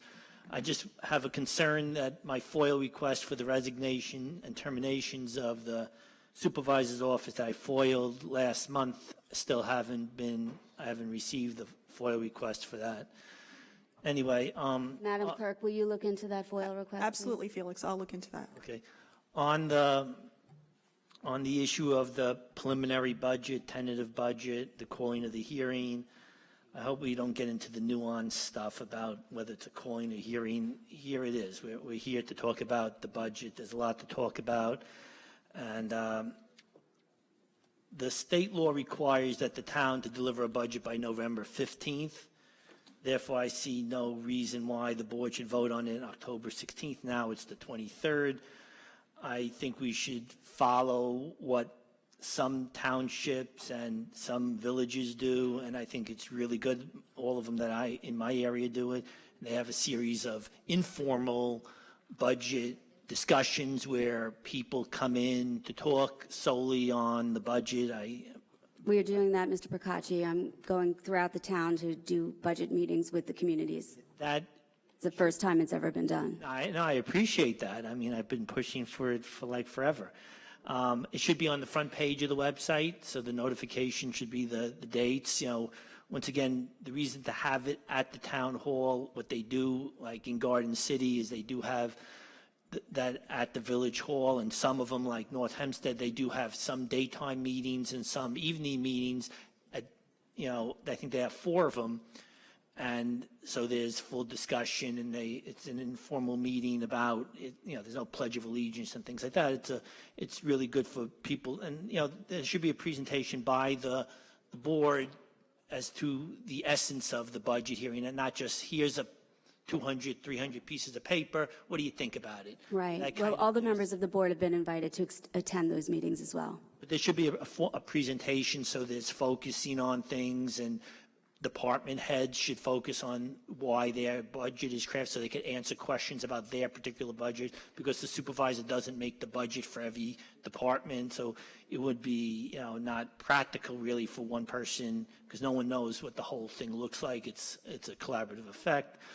One thing that I asked at the town clerk's office, also the Franklin Square Fire District has its budget hearing on the 16th. Now I'll be able to go to it because of this change in date. But I think that the budgets that are from the outside of that we kind of like can audit, but we don't make their budget, those budgets that outside agencies present, like the fire district, we should take it upon themselves, because the fire district is adverse to putting a website up. So we should take it upon ourselves to notify residents of the Franklin Square Fire District budget by putting it online, and as well as all the other West Hempstead and all the other districts, water districts, and agencies in our jurisdiction in which we can audit, because they have to submit. I have the paper. They did submit the budget to the town clerk.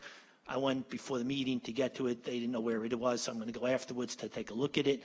But I think to make it convenient for all residents, it would be nice if we put that all online. It's very cheap to do, and you just scan them right in real quick. One thing that should be a press release is, for the first time ever, and I've been pushing it for 6 years now, that we finally have the audit online. And reading a budget without the audit is really nothing. You really need the audit, and still that's not enough, but it adds a significant portion so people could really comprehend it. And I've been asking for this since 2012. I think I was the first person to foil the audit of the town, and I'm glad to see that it's now online. There's a number of issues that on the budget, we'll discuss that at the next meeting, but one more thing. Because I see what's happening with these budgets, and I recommended this for probably at least the last 5 years. we need to pass a resolution. Maybe we could put it on the next meeting on October 23rd, calling for hearing, that anytime the budget has changed, that we're moving money from one department to another, that we have a resolution so people can know where their money's doing. Right now, you see an amended budget item and things change and it's all over the place and nobody really knows what it is because it's just a snapshot. And by law, the town board, the school board could change their mind on anything the day after the hearing. Thank you. I think that's a great suggestion. Thank you, Mr. Prakashi. Meet Meredith.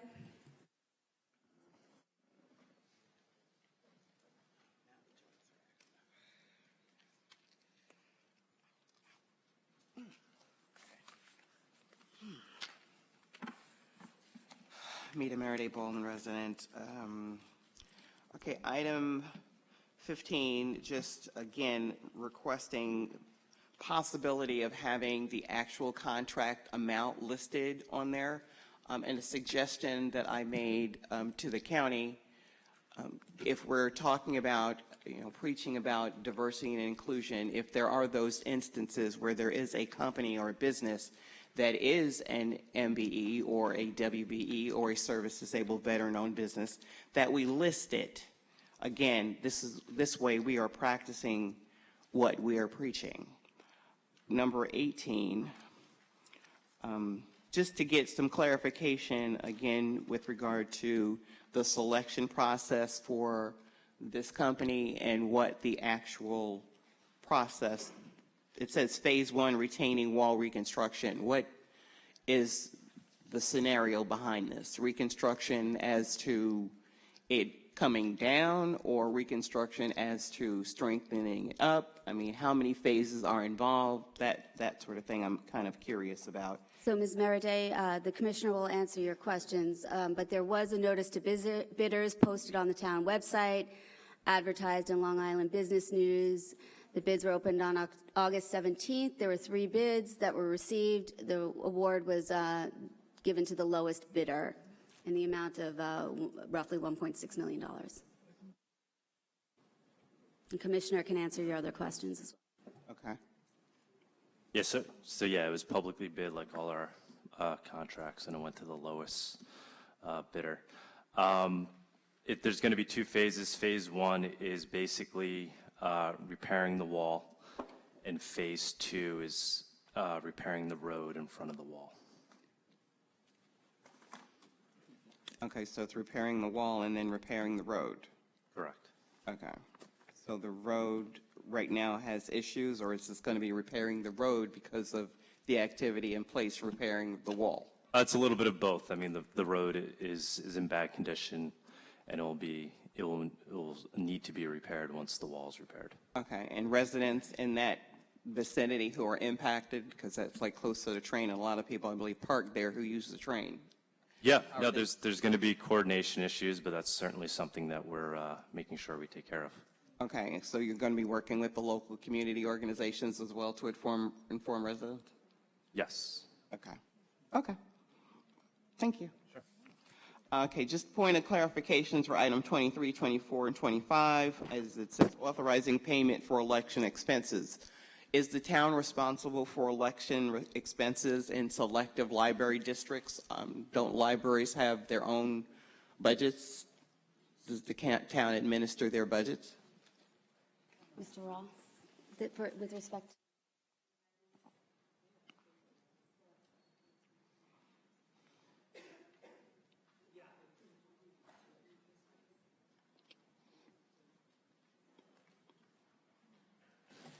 there are areas in the town of Hempstead that are not serviced by a library. Those people have the ability to vote on which library they want to join. So there was an election a couple of weeks ago, and we had to hire poll watchers, and this is to election inspectors, and these resolutions are to pay those election inspectors. So this is an item that's in our budget to pay election inspectors Correct. for library districts? Correct. Okay. regarding the public hearing, again, there was so much going on with these extra resolutions and stuff, and would it be possible when you have these additional items, I mean, and town clerk does an excellent job, but I don't really do shorthand, would it be possible for residents, those of us who are here, who took the time out, if you could just, the tree is already cut and processed, could we get a copy of this possibly? We're concerned residents. We can't make credible discussion and have input when we cannot get a copy of these emergency items that are impacting us. Madam Clerk. Yeah, I'll do my very best. Sometimes I get them at the last minute also, but I will certainly do I think it's important for all of you to have copies as well. I appreciate that. I mean, So I'll do we're my willing best. to share if you could just make some extra copies. Absolutely. I mean, the regulars. I'd appreciate that. Appreciate that. My pleasure. Thank you. The date change, I think, as previously stated, and I believe you said earlier that you're going to be going out to the public with regard to discussion for the budget. I'm just concerned that there are a couple of hearings taking place on that same day. We need to specifically have hearings that pertain to the budget. I know that you voted kind of against the date change, even though that date change does work for me and probably others, and it also gives more time for residents who can come to be able to come and participate in that. But as Felix said earlier, we need to have more informal. Just so you know that date was actually set by the prior administration. It was Right, not no, set by I definitely know. I definitely know. voted on by everybody sitting here except for me. What can I tell you? You got to go with what you got to go with. But I'm just saying that the date works for me, but I'm just concerned that there are other items that are going to be under discussion. I mean, definitely important for those residents that they impact, but this budget is crucial for, many of us to be aware of, and those who need to take the opportunity to come. So I think we need to have more informal opportunities to kind of get a discussion on the budget. And is it already available online, or how can I walk Yes, out the door with a hard copy? It's posted online. Okay, so is there any hard copies available, possibly? We have hard copies here. Okay, Mita, you can have mine because I have a second copy. I appreciate that. Thank you so much. Alex.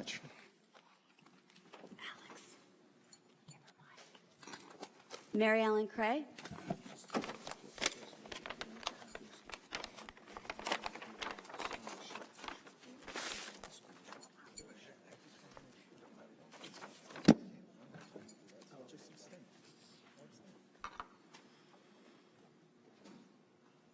Good afternoon. Mary Ellen Cray, 436 Locust Avenue, Uniondale.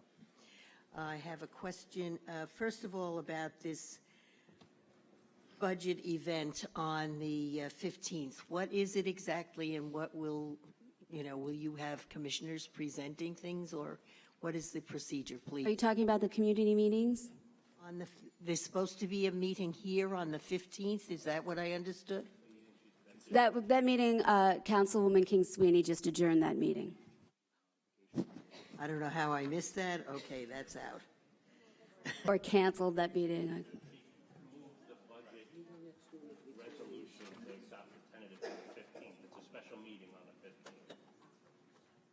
Do you want to explain what you did, Councilwoman? Sure. We received the tentative budget on Friday, and we are reviewing it, and we are simply looking at it, and we want to push off the approval of the tentative budget to make it a preliminary budget until we've had more chance to review it and make any changes that we might deem necessary. So that's why we pushed it to October 15th to have that conversation, so that we can give it our full thought and the time necessary. It's $444 million, I think. I mean, we don't want to rush this. I mean, I will note already in this budget, there is no budget line for a compliance officer. So while that in the scheme of things might be a relatively minor thing, it's important to me, and I want to make sure that other things have not been omitted and that everyone's district is properly represented. And so it's just an opportunity for all of us collectively to look at the budget that was filed Friday night and to see what can be any changes that might need to be made. That's all. And I'd just like to point out, on July 18th, 2018, I sent this memo to every single member of the town board and invited each member, I don't think this has ever also happened before, to my knowledge, each one of them to be involved, to be a part of the budget-making process. Although as supervisor, it's my responsibility to prepare the budget. Here's a copy of a memo. I'll put this up on our website, where I invited every member of the town board to be involved in the discussion, so there would be no surprise.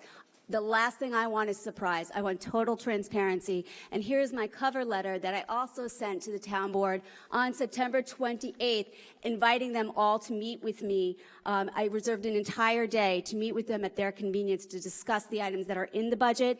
And my chief of staff was told by their chief of staff that none of them are available to meet with me. So my question is, what is taking place on October 15th, please?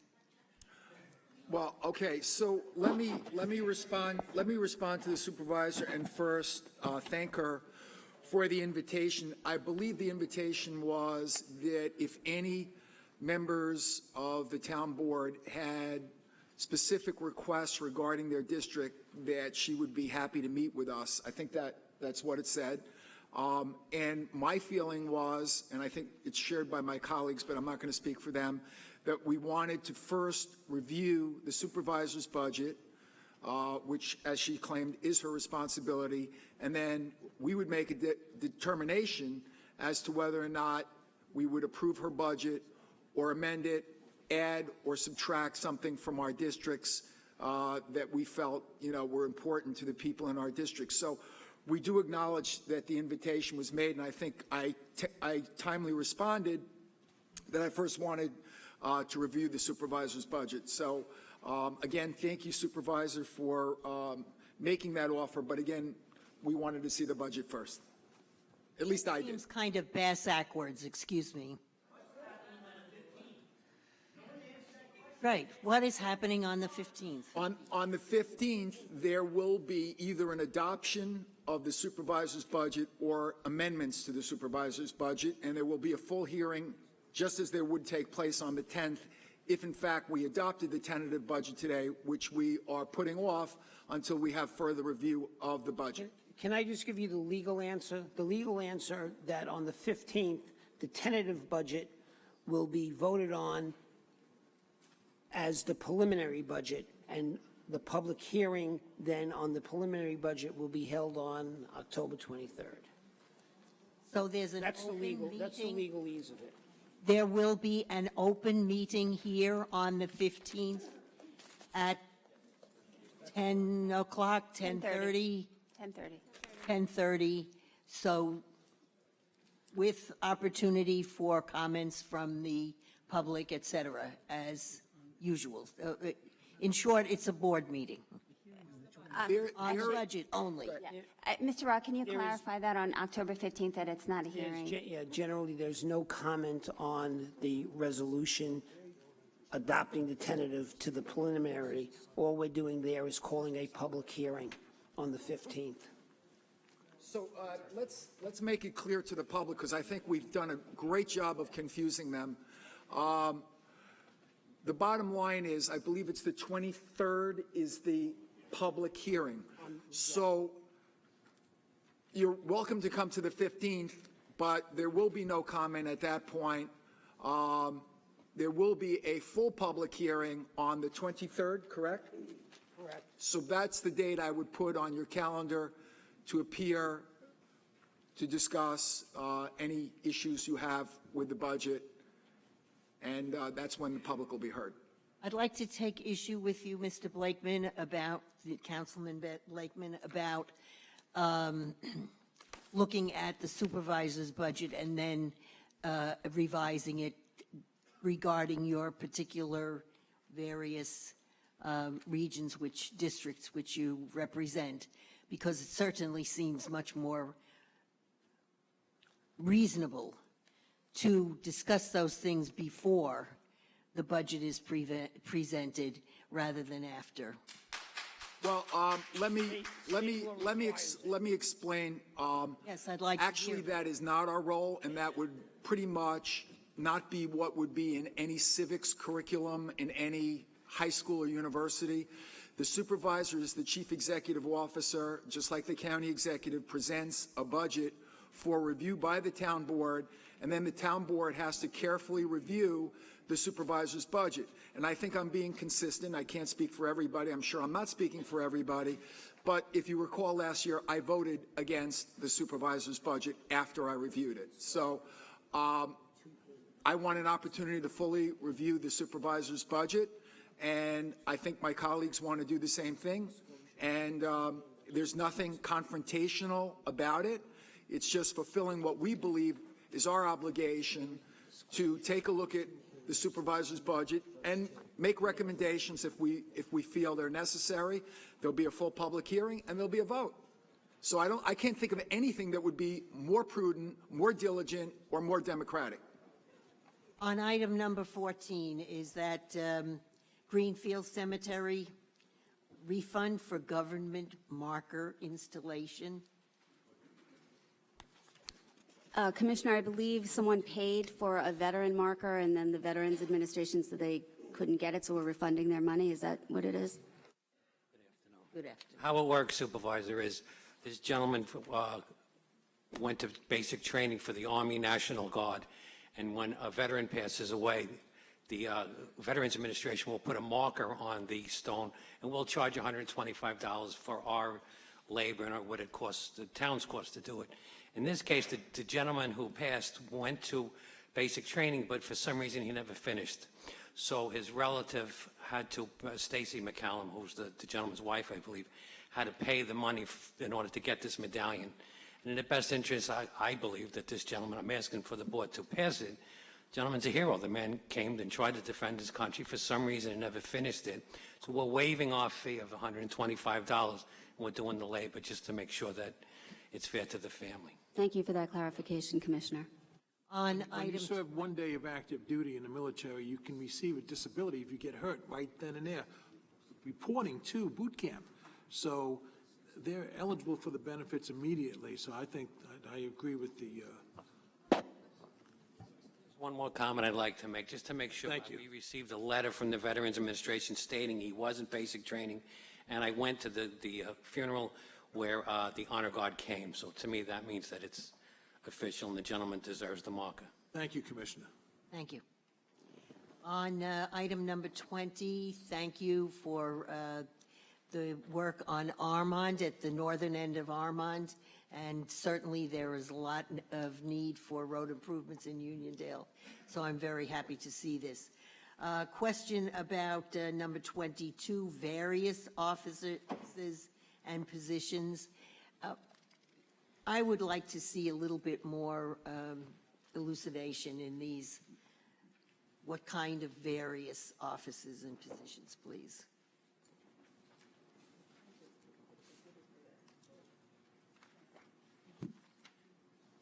Are you asking me a question, or are you just making a suggestion? I'm sorry, I wasn't clear. A little bit of both. Okay. Yes, I am asking a question. I believe we have some people going out on family medical leave. We have there are 2 items moving people from part-time to full-time, and those are the items. Thank you.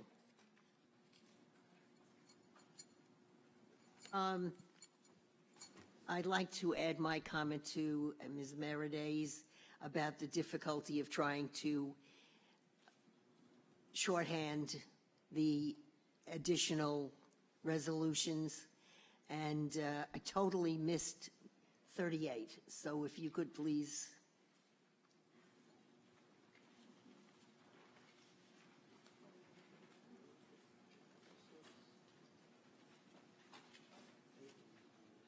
So, okay, Mrs. Cray, number 38 is the 5th resolution.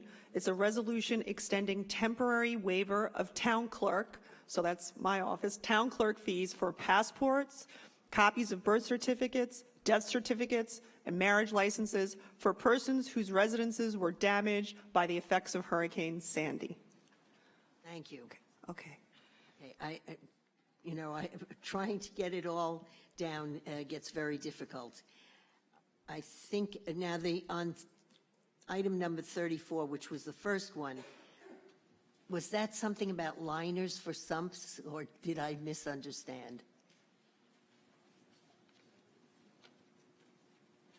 These are for 34 is repairs. authorizing the renewal of the contract with Earth Repair LLC, is that what? For relining and repairs to storm water drainage systems at various locations within the unincorporated areas of the town of Hempstead. I guess I got it pretty well. Thank you very much. Anything that, the idea of us having some kind of handout would be extremely helpful. I totally agree.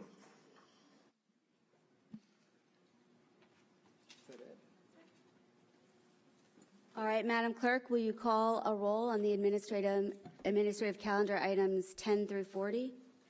Councilman Ambrosino? Yes. What? 10 through 40, right?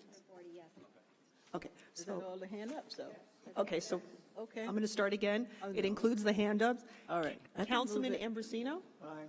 Councilman Blakeman? I vote yes on all the items with the exception of items 34 and 35, the hand-ups, which I have not had an opportunity to review the disclosures, so I am abstaining to items 34 and 35, but voting yes on the remainder of the calendar. Councilman Diaz-Bazito? I vote aye, and just with regards to the two items, or three items that are referring to those building permits and obviously fees from your office with those still suffering from Hurricane Sandy, obviously that's my full support. They had expired on June 30th, and I'm glad to see that the board was able to bring it back up, especially for people down in my neck of the woods, Councilman Blakeman, Councilwoman Erin King Sweeney's area. You know, the damage is not done, and they're still fighting the good fight. So I vote aye. Councilman Dunn? I echo the vote of Councilman Diaz-Bazito. We don't know what it is. Is Councilwoman? aye on everything except the items just mentioned. I don't know if the clerk has, Madam Clerk, do you have Councilman Diaz-Bazito's vote accurately? Do you know? I'm voting aye on everything. I have the disclosures here. I just reviewed them. I have it. Right? I think he voted aye and added his voted, additional okay. Yeah, support. I voted aye and gave it another support at the end. All right, so I thought he was going along with 30. Okay, so I'm aye on aye on everything, okay. Councilwoman King Sweeney? Aye. Aye. Oh, did you ask me? I'm sorry. I'm sorry. I'm sorry. I thought you were talking to me. And now, Senior Councilwoman Gooseby? Aye. Supervisor Gillen? I vote aye on all items except number 40, only because I have not had an opportunity to review anything related to this resolution.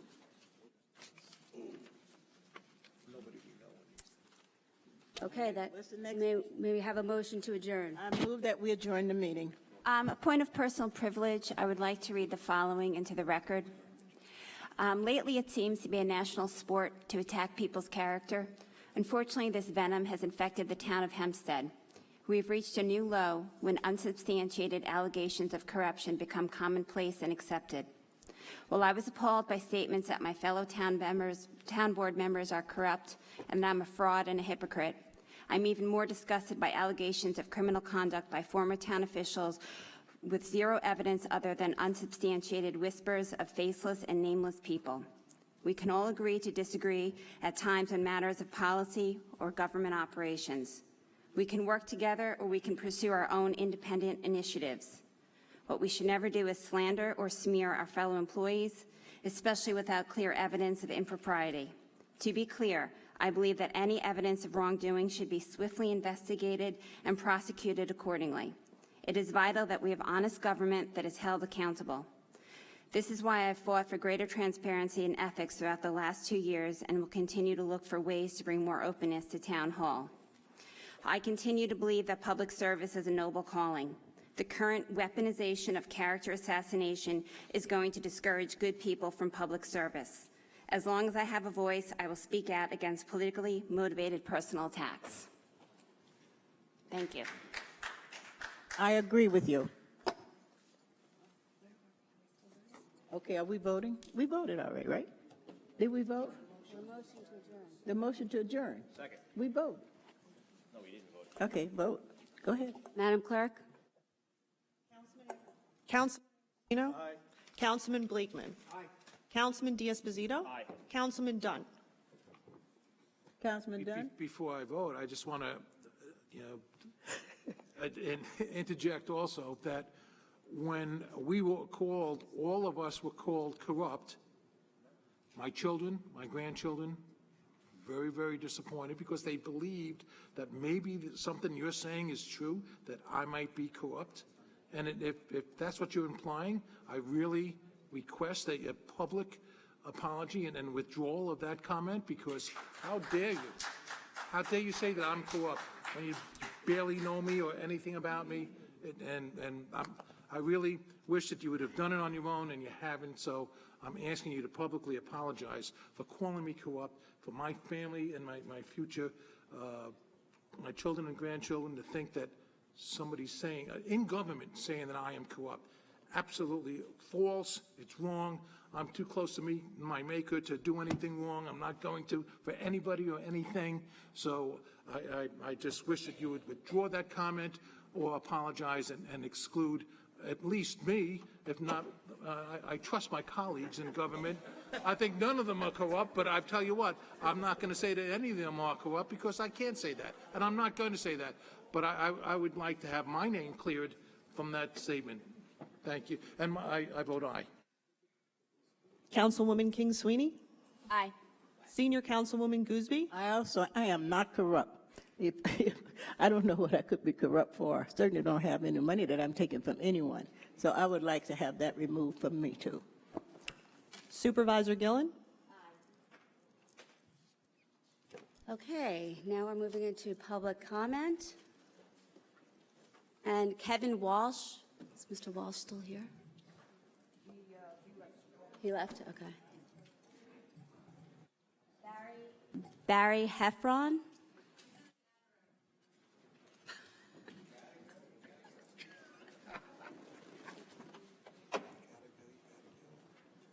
Karen Montalbano?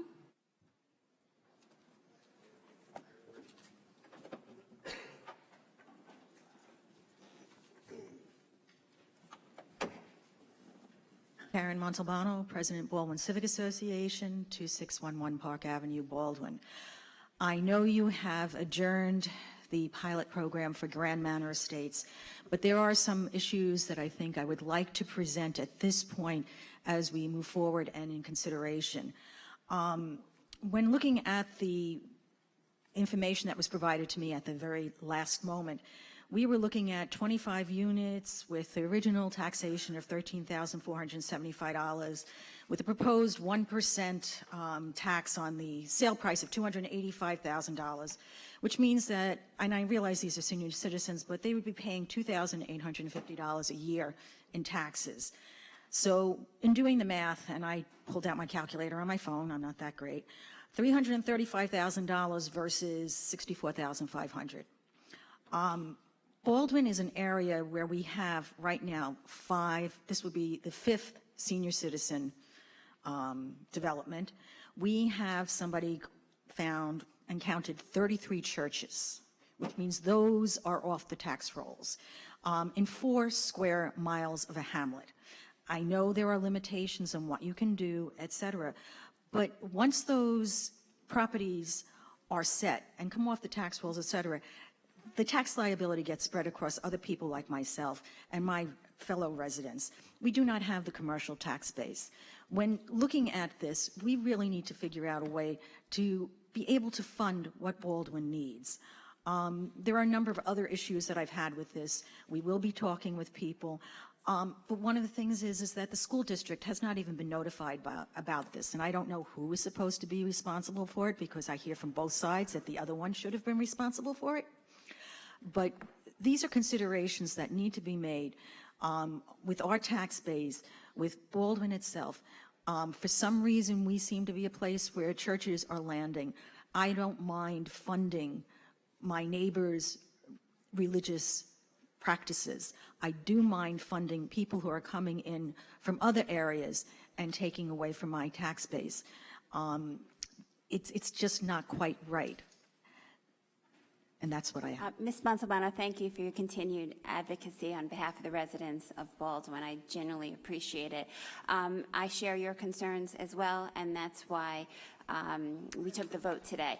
And I'm greatly concerned that we only received these numbers, I think it was just 2 days ago, if even. This project has been in the works for quite a long time. It seems to me that they should have opened up an extensive dialogue with the school district, and that we should have received the numbers long before, less than 48 hours before a town board meeting. As soon as we received the numbers, we shared them with you. We also shared them with the Baldwin Chamber. And both the Chamber and the Civic have both voiced concerns. So I think we continue the dialogue, and we continue to advocate for the residents of Baldwin and see where this ends up. Thank you. And I would also like to add, from my original testimony and my original speaking on this, is I don't quite understand how the pilot works. My understanding of a pilot was that it was an inducement for when you were building something to attract somebody into a community and help them with building costs. This is an already built-out project, and it's being considered for a pilot. So I would appreciate somewhere along the lines an explanation of why a pilot goes in on a built-out project already, and why, if this was the intention of building out a senior citizen golden age residence, that this was not addressed from the beginning. I'll I'd have be a happy- conversation with you if you like. Yes, I'd be happy to make arrangements for you to get that explanation, Ms. Montalbano. And I also thank you for bringing up that point and the concern about churches. That's also an issue that one of the residents raised with me at the community meeting regarding Baldwin downtown redevelopment. And so it's something that we are looking at. Thank you. Thank you.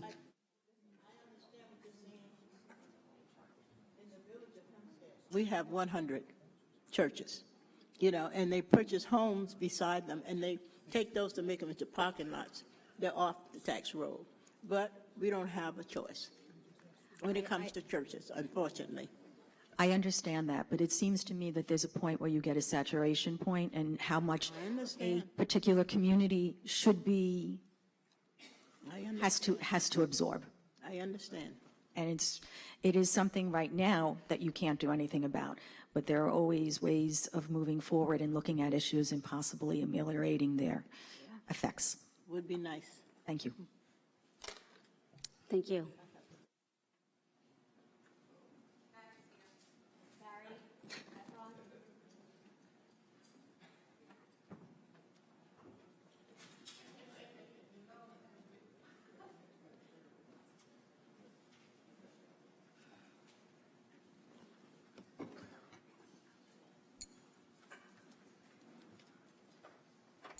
Morning.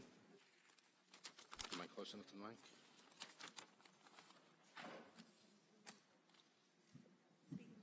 Okay.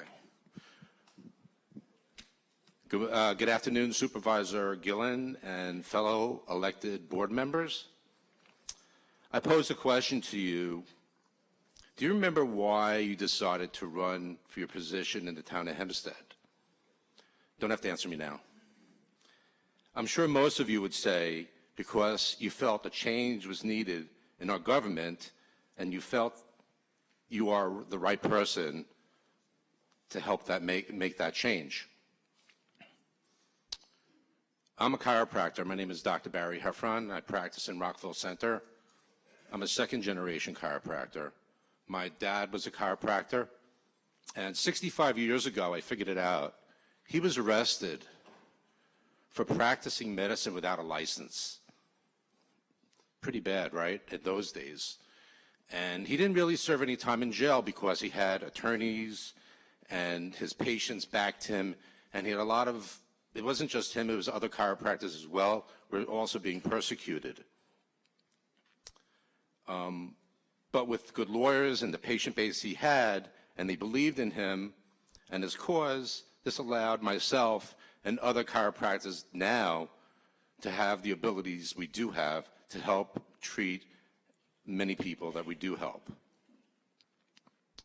and give them the care they need. I know the people behind me have better things to do on a Wednesday, like make a living or tend to their families, but like you, they are here to make a change.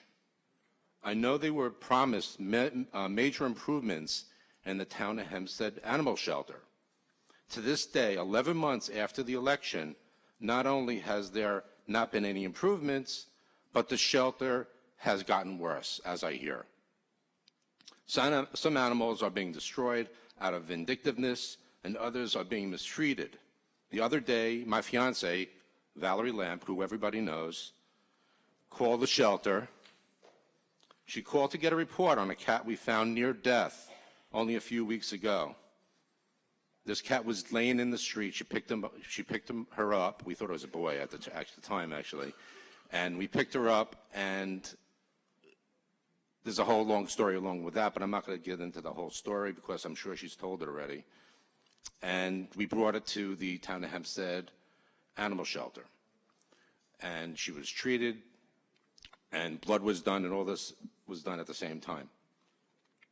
A few weeks later, she spoke to the lead veterinarian after she brought the animal in again, and he said to her, "I can't talk to you because you're an anti-Semite." I was like, what, are you kidding me? She calls me up, hysterical, crying on the phone, that she's not even allowed to call the veterinarian to find out about the blood work on this cat. And I was appalled. I called the vet also afterwards, spoke to him, a long conversation, and I'm confused. Who called you an anti-Semite? didn't call me the anti-Semite, called Valerie Lamp the anti-Semite. Who called her an anti-Semite? The lead vet, Dr. Siegel. Someone that is contractually bound with the town of Hempstead? Can I just Yes. jump in for a second? It has far as I been know. referred to the legal department. The matter is under investigation. Okay, I understand that, but I just wanted to make a point. Well, we take those allegations very seriously. Yeah, and I did speak to him, and he did admit saying it. Okay, so it's not like it's hearsay. So like I said, she was very hysterical and very upset. And not only is it untrue, but it's slanderous at the same time. This name calling made both of us very upset and angered.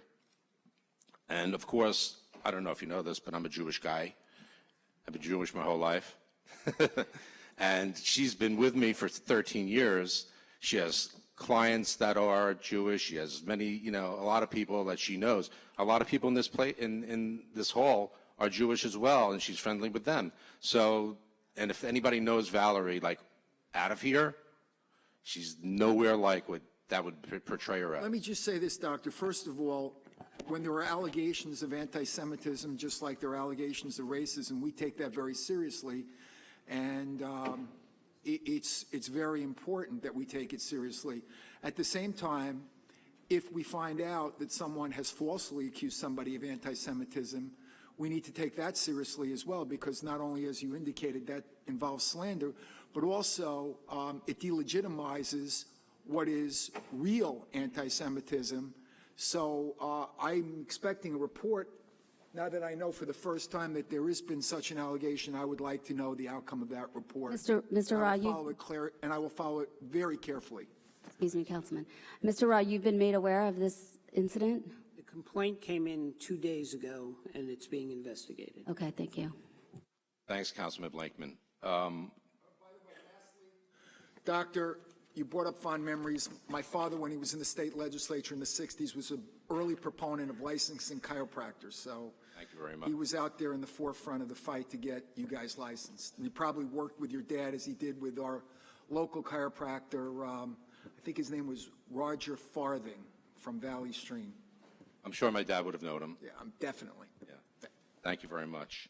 On a positive note, if there can be one, the cat that I'm referring to, we call him, who is she, Jack, or Jackie Sparrow, is thriving. She's gone from 6.2 pounds when we found her in the street to almost 9 pounds in 5 weeks. And we're very happy that we're fostering her, and if anybody here wants to take her, we'd love to give her away. We have enough animals of our own, Your conviction on the board has given you the power to make some positive changes in how the shelter is being managed. You hear the voices of the committed constituents sitting behind me today. They have burning passion to the animals. I'm almost done. Oh, thank you. and want a visible change with how the shelter is managed and the quality of care these animals receive. Why are you fighting these people? It doesn't make any sense to me and many other people. The animals have no voice, unlike my father and his colleagues who had representation. I think it's time to put our taxpayer money to work and make the changes that will allow our shelter to be the shelter that other townships will look at and say, wow, they really turned around. This is a great place to go. Wouldn't that be wonderful? Thank you for giving me the opportunity to speak and the voice to these animals who need your help. Thank you, Mr. Heffron. Patty Miller?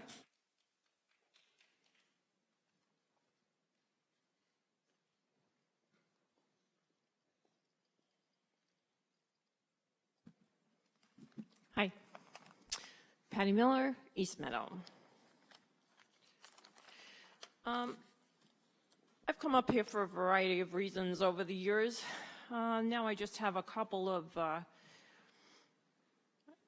observations and requests because I've been told to foil most of the things that I have asked. So I wanted to bring up a really unsuccessful foil. I had asked about the documents or records concerning the shipment of cats from the town of Hempstead shelter to a location in Massachusetts in July. From July to July. That would be about probably 4 weeks. The animal shelter wants me to be more specific. I really don't understand how much more specific asking about a shipment of cats and their information needs to be. I also foiled the information about the investigation where I was interviewed along with 60 other people and what happened to the information. And I got sort of a, you guess the reason, 3 reasons it could have been. So I really don't understand the FOIL process. Is there ever going to be an answer that will be given when a person FOILs, or it could just be going around in circles? Mr. Ra? There's a question about the FOIL process. Could you repeat your question, please? I'm not familiar with these 2 foils, though. Do we have them? Do we know about them? So I sent an email about my FOIL, about the emails, about the information, so I can get a FOIL request back. Okay, so. Well, if you want to know about FOIL in general terms, you send a letter to the town clerk's office. No, I understand that. I requesting the documents. did the process. Okay. Oh, I thought that was your question. You wanted to know what the process was. No. I have done the process, but I don't actually get answers. Okay. I will look into. Well, I'll I try to find out the FOIL status of your your FOILs. I'm not response? aware of them. I'm not aware of them, so I'll try to find the status of it. Okay. I'll talk to the clerk's office. Okay, and I wanted to know the status of the audit that was taking place at the shelter, because I believe that that was one of the A, B, or C's for the information that Mr. Alaka obtained from 60 of us. I did see the county controller about 2 weeks ago, and I asked him about the status, and he said it's still in progress. It's going to be at least another month before he's finished with the audit. Okay. And just addressing the item that was tabled, that doesn't interfere with the people in question from actually rescuing from the shelter. They're still able to rescue from the shelter, aren't they? There's a certain fee attached with them taking. No, I'm not talking about the fee. I'm talking about like a lot of rescues, like several that I volunteer and they rescue. They can go in and rescue still. They're not prevented from doing that, are they? Commissioner, we're not barring anyone from rescuing animals, are we? Oh, okay, so they're still able to do that. Okay, I just wanted to obtain clarity. Thank you. Stephen Berry?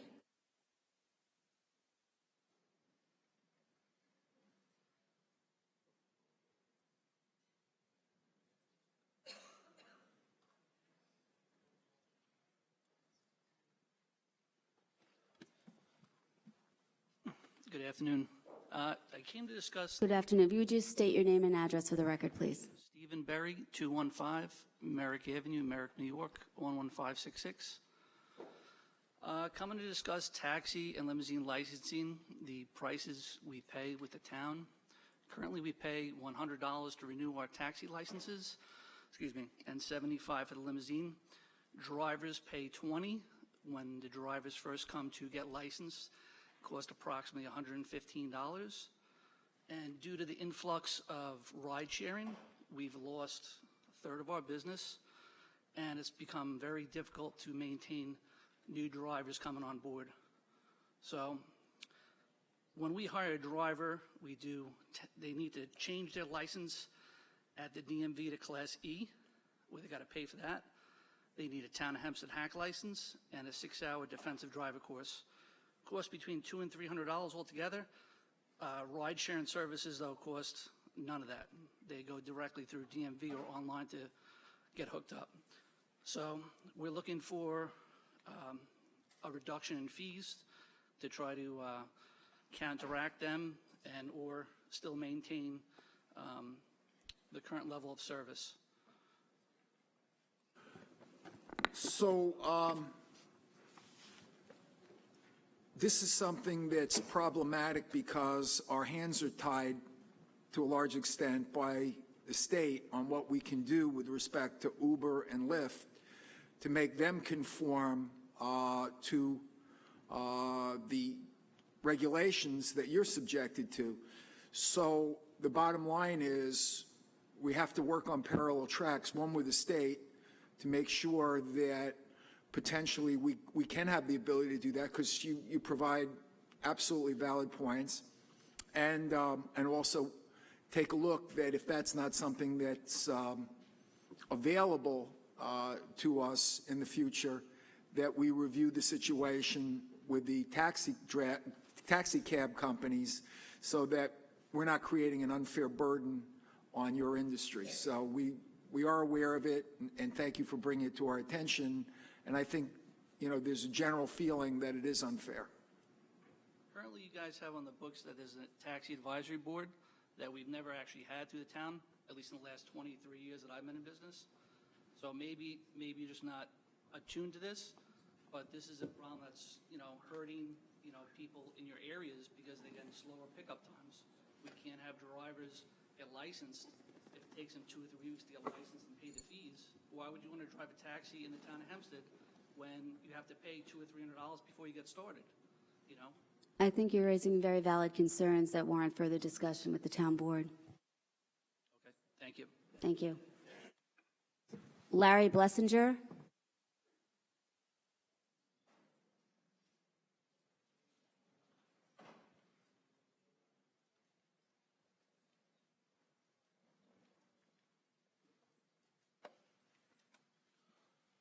Larry Blessinger Jr., 845 Hempstead Turnpike, Franklin Square, New York. I would like to thank the supervisor and the council for letting me speak today.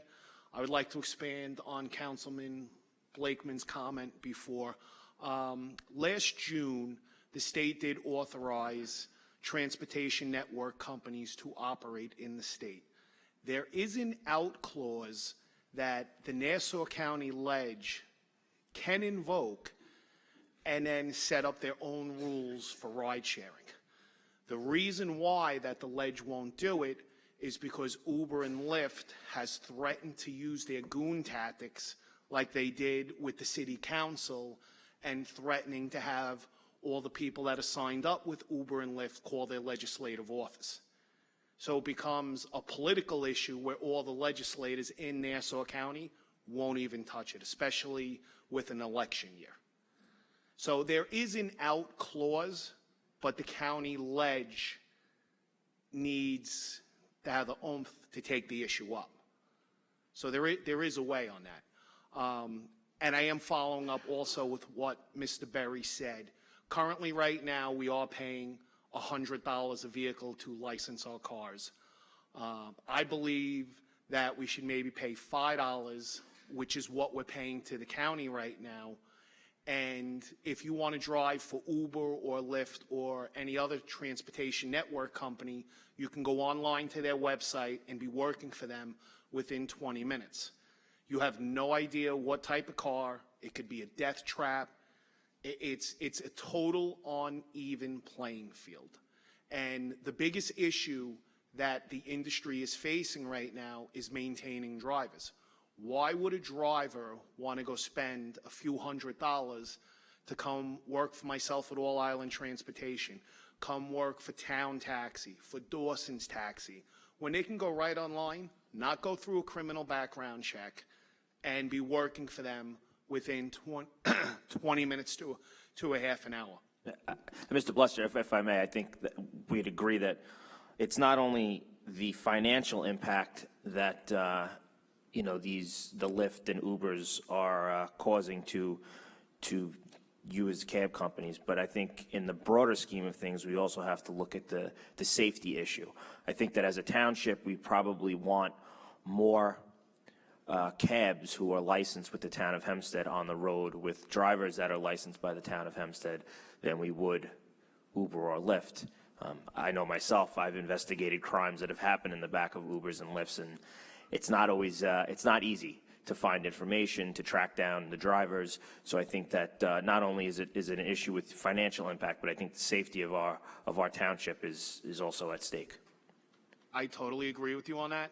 The quality of life and the safety issue should be the most important issue to the residents in the town of Hempstead. Since the law was passed last June, I'm not sure if you're aware of this, there was an issue where a young lady got picked up in Bethpage and got brought to Garden City, and the gentleman exposed himself. In Southampton last fall, I believe it was, a 17-year-old girl, it was an attempted rape. There's been 2 incidents in the past 14 months. If something is not done, it's just going to keep getting worse and worse, and it's a big quality of life issue to the residents of the town of Hempstead. Right now, if you go to a website, whoisdrivingyou.org, you will see the statistics nationally of all the crimes that are being committed by Uber and Lyft. As of last week, they were up to almost 500 sexual assault incidents throughout the country. It is a matter of time before it gets worse here in Nassau County and in the town of Hempstead. I can speak as an owner where drivers have gone through a criminal fingerprint background check that the town of Hempstead makes the drivers do, which the industry is in favor of, gets rejected because he has a criminal past, and then 2 days later I see him driving an Uber or a Lyft car at one of the train stations that I service. We're just trying to make it more of a competitive field. We do believe all of our drivers should go through the criminal background check, and I believe that costs about $85 to $90. That should definitely stay in place. But I believe the $20 or $30 that we pay, that the driver would pay to the town of Hempstead, I do believe that should be waived. As Mr. Berry said, business is off by a third. I know me personally in the past 18 months, I've taken over 100 cars off the road because I can't get the drivers, because I'm at a total disadvantage. If there's any questions, I'll be more than happy to answer. Are you planning on going back to the county, ask them to reconsider? Yes, we had a hard push last year on it, and they would not even remotely entertain it. Because let me tell you why we voted for it. I was on the legislature at the time when we voted for it. And no, that's all right. Don't apologize, because at the time, there were fellow legislators that had their children being taken to proms, taken to the shows in the city, and all sorts of fun things. And there were clean cars, brand spanking new. People were very courteous, and the reports that we got from the people that work with us were, raving with great stuff. And we've heard nothing negative about it. We questioned the state and see if there was anything statewide. There was nothing. So, I believe it's a temporary thing where it can be changed at any time. So I would ask them to reconsider. I'd go back and ask them to reconsider. With the information that you just gave us, give it to them and see if in fact, they're able to take action again. the statistics and the numbers have been given to the legislators on more than one incident. And you are correct how they came out with a bang with all the new cars. The way the legislation was written, that New York City was carved out, and New York City has strict regulations on the type of vehicles, the year, the make, the model. So that's why you were seeing all these updated vehicles. But for the rest of the state, you could be driving a 20-year-old car with passenger plates on it that could be picking up your grandchildren, taking them from point A to B. I can speak for the industry. Uber and Lyft is a phenomenal product. It's great, but it needs to be regulated, and we need to be on an even playing field. They were allowed, even if we had voted against it, they were allowed to bring them in from New York City. And Uber was big in New York City at that time. So they were in Nassau County as it was. So to get some kind of formal agreement, we want, if they're coming here anyway, maybe they can take people back to the city. So that was the point, but definitely I would visit with the legal counsel and then maybe talk at their public comment also. Uber and Lyft were not allowed to operate in the county until June of 2017. They were allowed to pick up in the 5 boroughs and then drop off. Mr. Blessinger, I'm sorry, your time is up, but thank you for your thoughtful comment. Sure. They were allowed to pick up in Nassau and bring out to the 5 boroughs, but they operated for 3 or 4 years doing illegal activity, doing point-to-point within Nassau County. Thank you for your time. Thank you for your comments. Felix Picacci.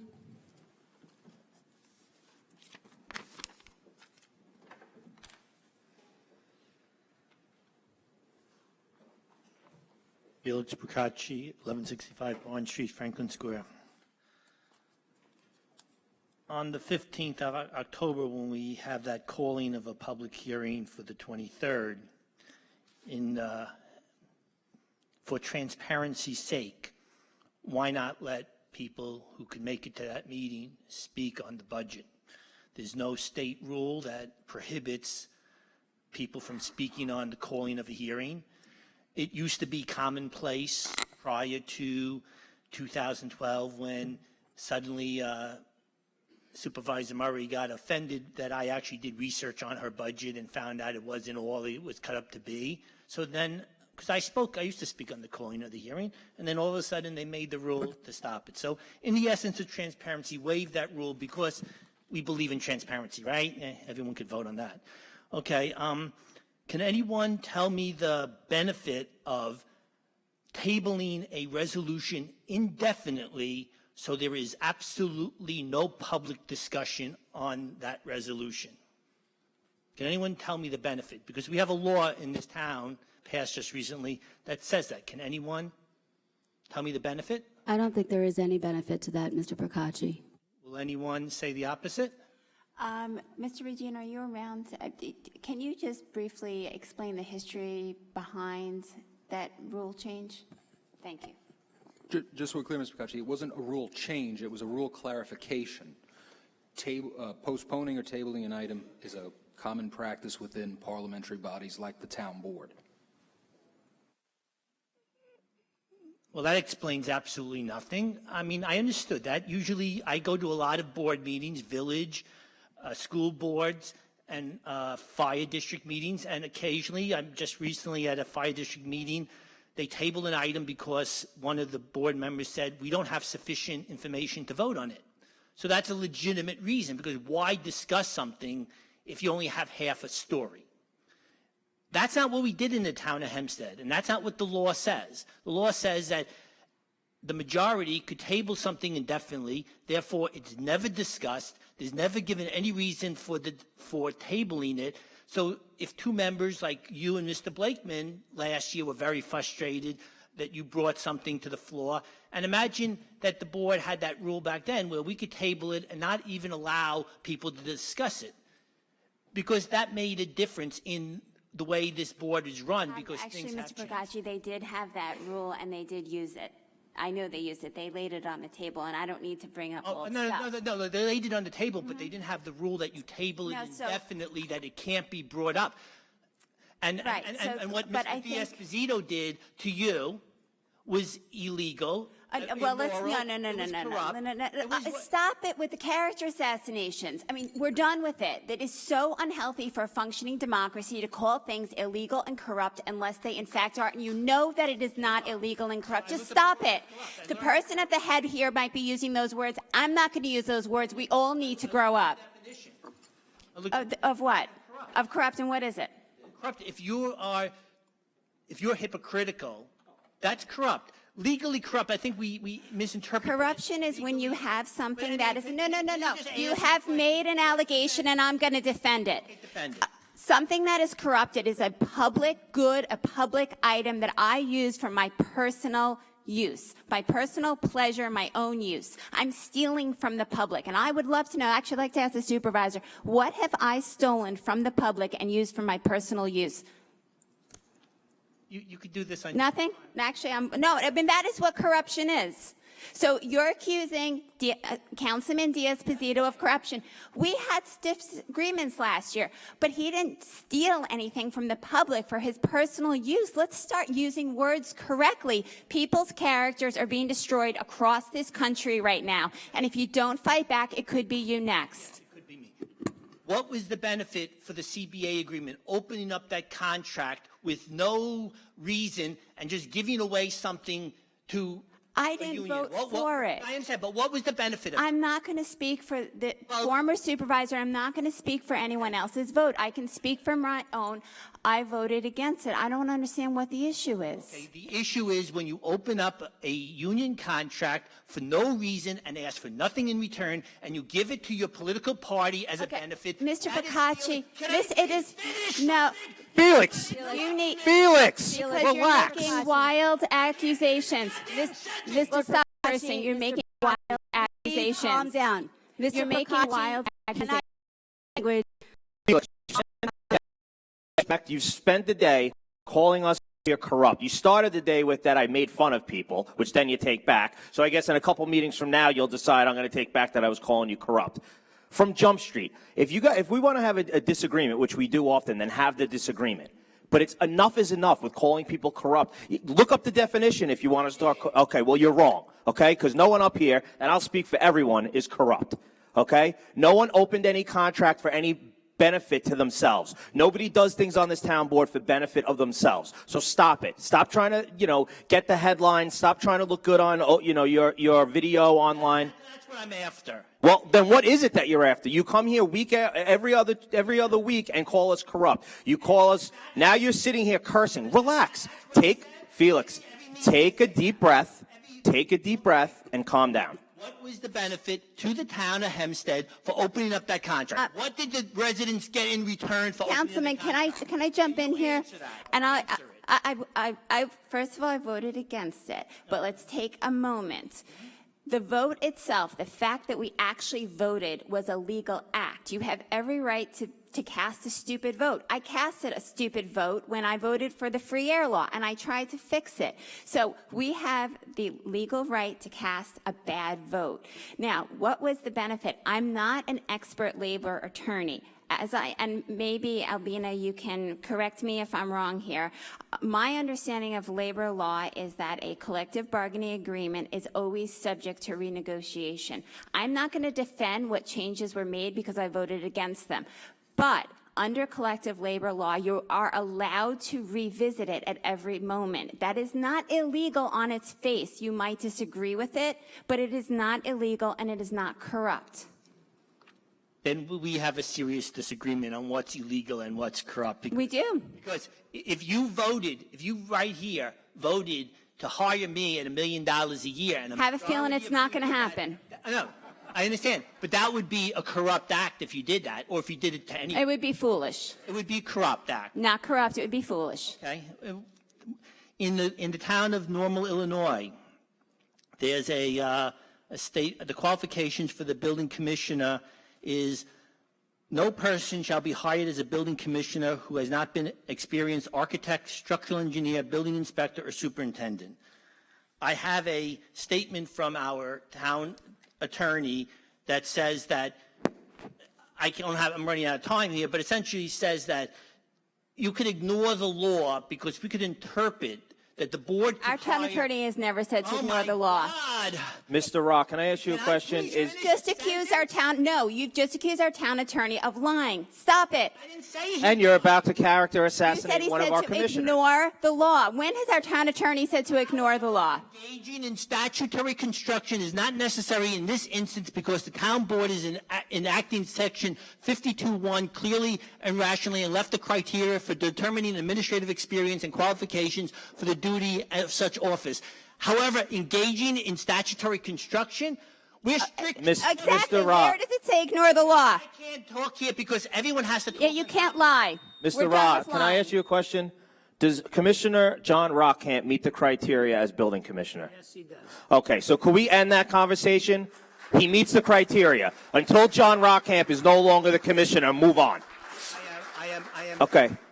stating what Charles Colvett wrote. Okay, I didn't ask Charles Colvett. I asked the town attorney. He agrees with me. Okay, well, His state, I can't finish a sentence. He agrees with me that engaging in reading the law carefully is not necessary. Okay. That's what he's saying. well, Mr. Procacci, I appreciate. Not my word. Okay, I get it. You have to talk over. All I'm telling you. I can't finish in the time allotted. I could finish what I have to say. Because all you're doing is lying and spreading misinformation. I am not lying. I am reading off something someone Exactly, which he said it did not say ignore the law.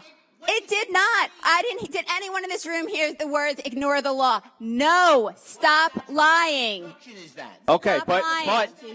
what we've come to the conclusion of is that John Rockamp is the commissioner of buildings and he has the qualifications. Until the day he is not, and we have someone else up here that we're going to vote on to make the commissioner, let's move on.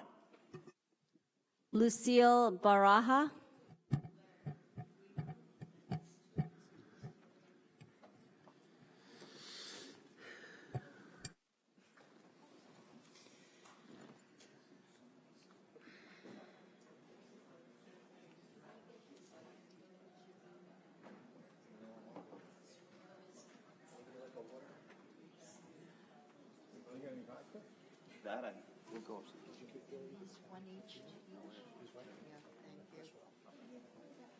Lucille Barada, 1451 Chapin Avenue. Could you just move the mic a little closer to you so we can hear you better? Lucille Barada, 1451 Chapin Avenue. And Diane Barada, 1451 Chapin Avenue. During our last visit to the town board in 2014, we were asked to come forward if we received new information to a safety hazard. The town has recently issued a permit for this fencing at 1455 Chapin Avenue, even though the law states any fencing forward of the front building line shall not substantially obstruct the line of sight. Town officials have documented that this 28-foot-long solid PVC fencing forward of the home down to the sidewalk does not block line of sight, and it is not a detriment to the neighborhood. Even though pedestrians and traffic flow cannot see cars in motion, approaching, and crossing over to the sidewalk, and even though town documents state chain link, lattice, and picket fences are types that do not obstruct the line of sight. The town states a variance is not required, and a permit was granted because the applicants provided a quote from December of 2007 prior to the new law. But in 2007, the town board passed resolutions stating that any application that did not obtain a building permit prior to September 1st, 2007 are subjected to the new regulations. Town documents state fences built prior to the law change needed to meet the zoning at the time of construction, and case law shows that permits were required in Resident District B when erecting PVC fences forward of the home prior to the law change, such as in such as People versus Gebby. In 2014, an attorney went to the Board of Appeals on our behalf. He was told by the board we could not challenge the fence without the issuance of a permit, even though town documents state residents can apply to the board under a direct application where no building permit is required. In 2015, we lost in Supreme Court for not exhausting all administrative remedies, and we even received a letter of possible harassment from the town. In 2017, the town finally allowed us to go to the Board of Appeals, and of course the board ruled the fence legal because a permit had already been issued. So Town Law 267B3 was not even considered. We trust the town's granting of this permit is an oversight and a matter of miscommunication of dates. But nonetheless, these are a few. January 28th, James Martin pulling out of his driveway, almost hit by an SUV. April 11th, James Martin and my car almost collided. March 12th, James Martin and another SUV. July 21st, me and an SUV, and then the same day, James Martin and 2 children with another car. August 29th, me and a pedestrian. This fencing does substantially obstruct the line of sight, resulting in daily unsafe utilization of town and private properties. Allowing this fencing to remain solid all the way down to the sidewalk only encourages injury to residents and to their properties, and absurdly, it promotes injury to the applicants themselves. We respectfully request that the town board review this concern. Thank you. If I may, this is, from what I understand, 4 years ago, this went to the Supreme Court, Yes, it did, sir. and they grandfathered this particular picture is a horseshoe driveway. This is the entrance to the driveway, and the exit is unobstructed, and that's the reason why It's this a one was circular- grandfathered in. I wasn't I'm here at sorry. the time. No, I understand. And I'm not on the Supreme Court, so I didn't have anything to do with the decision. Oh, I know. No, do it, yeah, but that's what I understand. If you wanted, well, our building commissioner is here, and I think he has a little bit of a history on it. I don't know if he's Yes, I up believe to so. snuff on it. Commissioner Motkamp, are you able to address this? Does it, your memory come back to this, because it has been a while ago? And I know Yes, it's it's kind of been unfair since having you come up and 2012. speak about something that you haven't been able to prepare for. And if that's still the case, then we'll come back to it at another time. But are you able to address this right now, or? Yes. Basically, what happened was the fence was applied for prior to a law that you needed a permit for 4-foot fences. So once the town board changed the law, I believe in 2009, it came up. However, the person had the fence prior to the law being done. As they stated, they went to the BZA, they filed an Article 78, and then they ended up losing. So right now, on this piece of property, but going forward from this date, anybody that has, a living fence or anything that goes down towards the sidewalk is illegal. And this is happening, and we are ticketing and making people remove them, from what I understand, as we go on. Right now, in present date, we're still having people remove these live fences, trees, all the way down to the sidewalk, so it obstructs the view. We don't want children being hit on bicycles, getting hit. This one particular driveway that I have the picture of was brought all the way to the Supreme Court, like we had both mentioned, and they won in court. Not our decision, their decision. May I say something? Do I say, now, if they went out the other way, they're breaking the law, and they have to face whatever happens. But I'd hate to see a kid have to get hurt for that to happen. But we can't overturn a state Supreme Court ruling unless they go to the Court of Appeals, or I don't know who. Was there any appeal filed in this case? And yes, we did file an Article 78, and we lost the case. And did you because appeal we that did- decision? Because we did not, it's sort of complicated, because we did not, what is it called? Exhaust administrative remedies.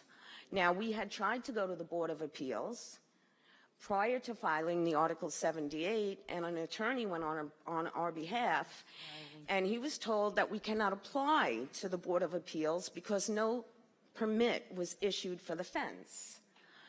But there is something called a direct application where residents can physically go and file, I don't like this, and go to the Board of Appeals. You can file it even though a permit was not required. So being that we weren't able to do that and we were turned down, we had to go to Supreme Court, and Supreme Court said, well, you didn't go to the Board of Appeals, so you have to go back. The town did not allow us to go to the Board of Appeals until after the permit was issued. So then, of course, when we went in front of the Board of Appeals, they said this fence is legal because it has a permit. So as far as approaching, driving, et cetera, all those town laws was not applied to it at that time. Thank you for your comments. Your time is up. However, it sounds to me, I'm not familiar with the situation. It sounds like this may be a resolved issue that is beyond reconsideration if the decision of the Supreme Court was not appealed. I'm not your lawyer, so I'm not giving you legal advice. You may still have the right to appeal. I don't know what the status of your case is. It's something that we'll look at, but it may be beyond review at this point. Well, but we'll look into it. If we were able to go in front of the Board of Appeals when it did not have a permit under the direct application, there would have been a different outcome. Mr. Raw, would you take a look at this? Thank you, Commissioner Votkamp. Very familiar. Thank you, Commissioner. I'm very familiar with the case, and I will take another look at it. Thank you, sir. Thank you, Mr. Raw. Thank you. Thank you. Thank you, ladies.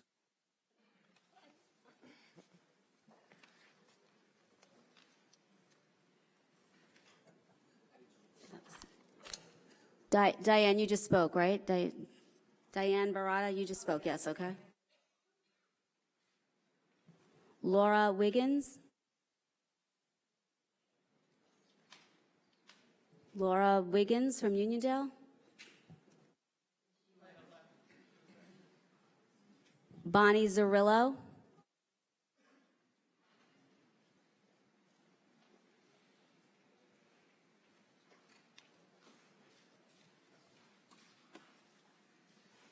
Bonnie Zarillo, Seaford, New York.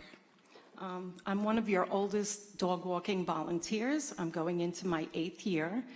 I spend 25 hours walking dogs, so pretty much like a part-time employee. I've seen the shelter change over time, and I'd like to immediately tell you about a story of 2 dogs, Max and Larry. Max and Larry both came in with severe bite cases on their record. Max sat for 5 months untouched, unworked, not seeing the light of day. I spoke to the director, to staff, and to various people to try to work with this dog.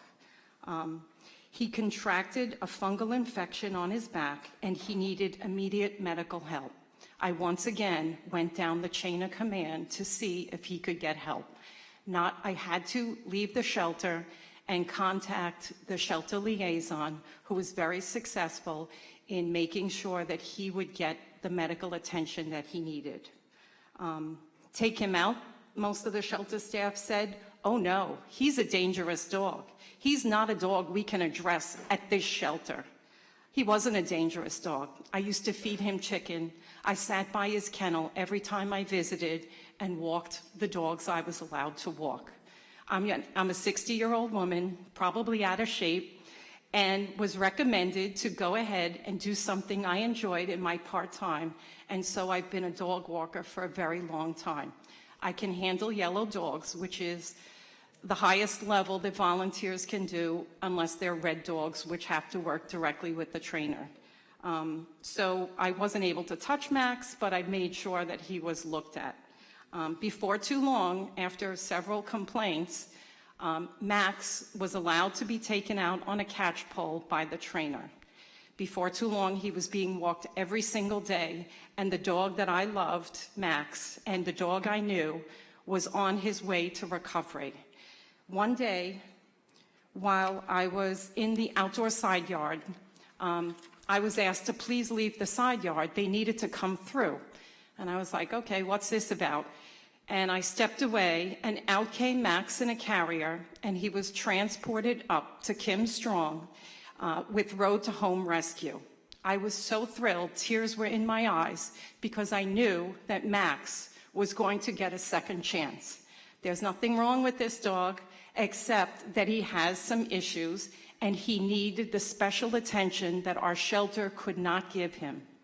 I was very happy that Kim Strong has taken 12 of the dogs that I know of in the 8 years that I've been volunteering, of which 4 are successfully sitting in homes. You know, there's not a timetable. It takes a long time to work with dogs that might be considered dangerous. You can't go into a home. I'm going to tell you the other story of Larry. I get a little choked up. He came in as an owner surrender. He was deemed adoptable as a blue dog. Blue means you're not yellow and you're not red. You're right in the middle. You have some issues, but you have to be worked with. He was walked by 2 volunteers and 1 staff member. We learned that Larry did not like going back into his kennel, and he would turn and redirect on kennel staff. So the 2 kennel staff members got bit by Larry. Larry was in limbo for 4 months. He was no longer like Max to be able to be contacted, to be walked, to see the light of day. Not even in an X-pen, and we have beautiful X-pens, was he taken out. 3 weeks ago, we euthanized Larry because we said we didn't have staff members that could help this dog. So if we don't have staff members that can help dogs like Larry, and we deem them adoptable, what do we do with these dogs? That's why we need to have Kim Strong and be able to send dogs to road to home. Not every dog comes in. We have over 139 dogs in our shelter. Most of them, with a little bit of work, a little bit of kindness, will find homes. But some will not. There's a very small percentage. We put them behind the doors of Kennel 3. We currently have 6 dogs sitting there, of which only 2 are worked with, which means 4 are left behind the doors of Kennel 3 to undergo the fate of Larry and Max not being touched, not being worked with, not being handled. Cornell's Manual for Animal Sheltering calls that each dog, in order to live in a sheltering system, must be handled. Please open your hearts to something like a Kim Strong so that some of these small percentages of dogs sitting in our shelter do not end up like Larry and get the second chance like Max. Thank you. Thank you, Ms. Zerillo. Thank you so much for all the volunteer hours that you put in at our shelter. We're very grateful for volunteers like you who work so hard and take care of our animals. And the concern about having dogs with behavioral issues that could cause the very same effect that you just described is why I reached out to Kim Strong and tried to bring in another alternative for some of these dogs so they don't have to sit in the cages in our animal shelter. Thank you. Diane Madden.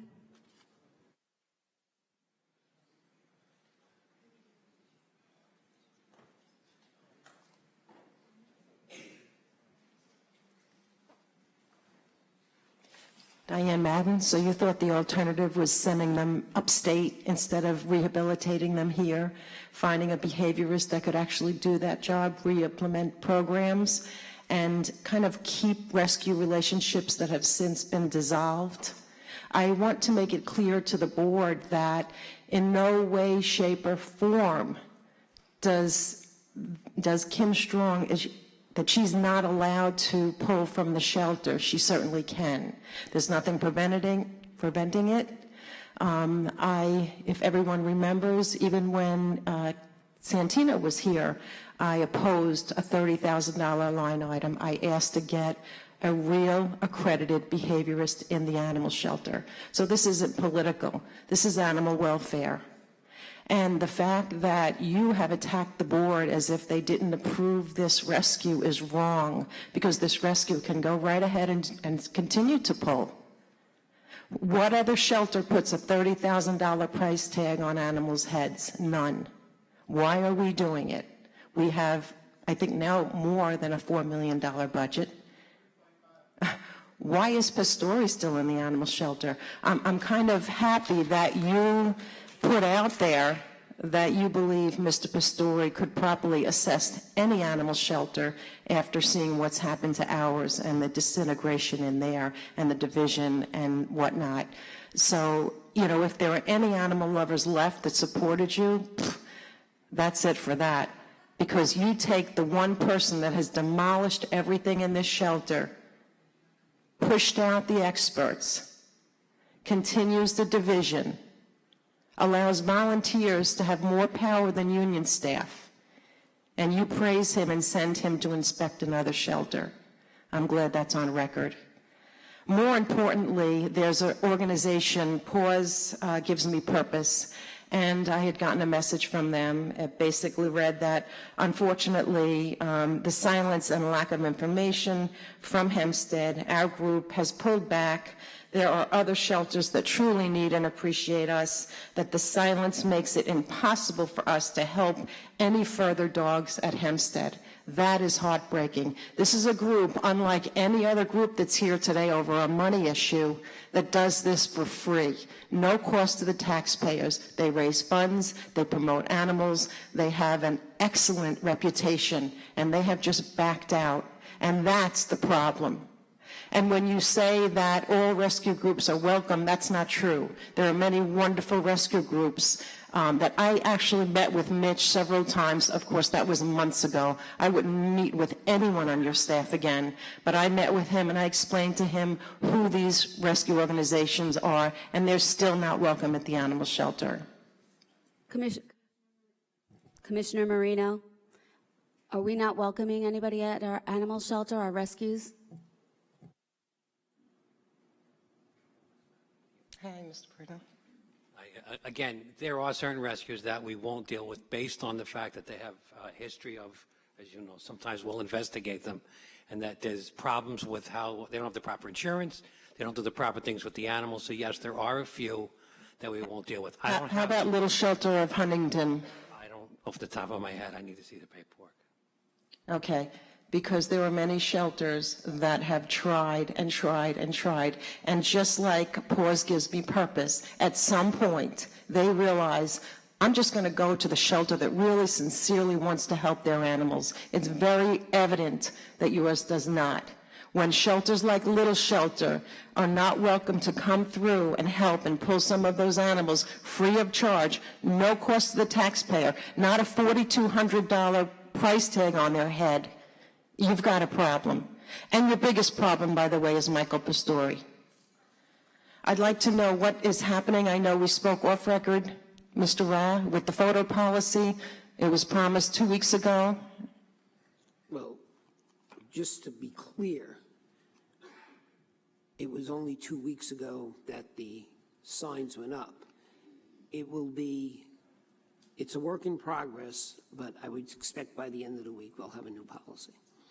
Okay, and that policy, I hate to assume this, but it won't obstruct the Constitution. People will be able to go in and photograph and videotape. There will be areas that photographs will be allowed. Well, that's public areas. Correct. Correct. Thank you. If I could add, I think we do need to do a town-wide review of our camera policy, not just at the shelter. I've received a fair amount of complaints from employees regarding the number of cameras, and frankly, I don't know what the right answer is. I don't know in each building how many cameras there should or should not be, and safeguarding employees' privacy and all of that. So I would like to see a rework of the entire town's camera policy.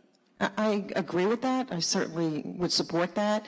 I ask that you prioritize the animal shelter and understand that no one is in that shelter to take pictures of staff. They are in that shelter to take pictures and videos of those animals, the conditions, anything they see is improper.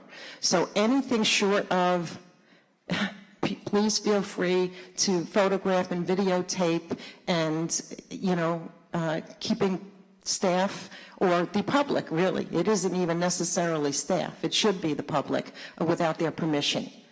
And also, just to go back to the vote that was this morning, I know I missed the last town board meeting where I think this issue was discussed more fully, but this morning was an emergency hands up, which I just found out about this morning. And members of the town board were told that the location had not been visited, that there was not a site inspection that had been conducted. So we said, okay, let's take a pause. Let's, one of us actually volunteered to go visit it. So that's what it was. So I was surprised to hear that it had in fact been inspected. We were told contrary information this morning, and it wasn't from the supervisor. We received contrary information this morning. Right, and this goes a little deeper than an inspection. This goes with a specific contract. No matter where these animals are going, what the requirements are, especially if it's a permanent placement of animals with issues. And what is completely wrong would be to take animals that have languished in that shelter for 2 years, particularly under Laura Gillen, who campaigned on this shelter, and just start sending them out with a price tag on their head. Like I said, there's many animals, including the areas upstate, where these animals allegedly would go, to save animals. So what makes me uncomfortable is the money involved. And again, if there is ever a contract in front of you again, I ask that you carefully examine and make requirements for any organization that is going to take animals. And I think that we have the state of Virginia as a perfect example of that. What happens to animals? There's no magic wand. There's no magic place. You need to put a director that cares about animals and has a proven record. You need to put a behaviorist that's qualified, and you need to give them the authority to do what they need to do to fix that animal shelter. Yeah, and I also have to figure out why the town board was given inaccurate information this morning. So we have a long to-do list right now. Right, and I thank you for that so much, Councilwoman. I appreciate. I wish your hand was even further involved with the animal shelter. You had made a comment that I fully agreed with about Camp Anchor, that politics does not belong there. I applaud that theory. It should be the same philosophy for our shelter. That's not the case now. I appreciate the work that several board members, including Anthony D'Esposito, is doing. I hope he continues to frequent the shelter. Thank you, Ms. Madden. Your time is up. And again, I know that upsets you that I'm thanking these council people, but they deserve the Doesn't praise. upset me. I'm trying to be fair. Okay. We've gone way beyond 5 minutes. I can't remember the last time you've been fair, Laura. Thank you for your comments. Stuart Kroll.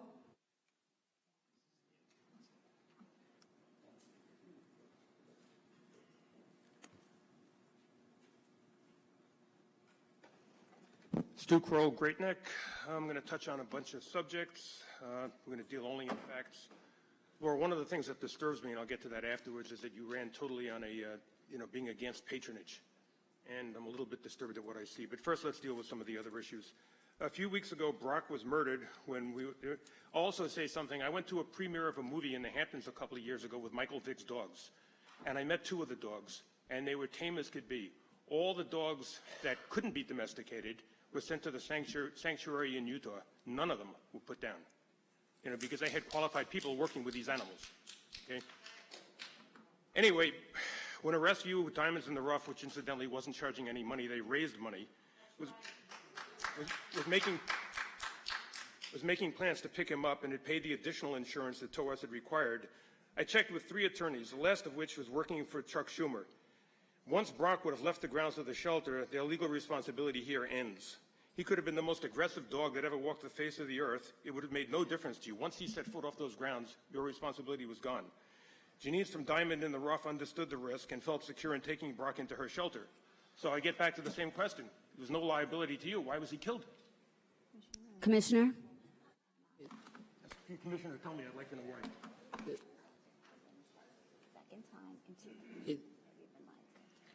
Mr. Roddy, would you rather answer it, or would you rather I answer? It's really not accurate that once the dog leaves our possession, we have no liability. We get insurance from wherever we send the dogs. We still get sued, and it's so. 3 lawyers said that your legal responsibility ended. Okay, but we still get sued.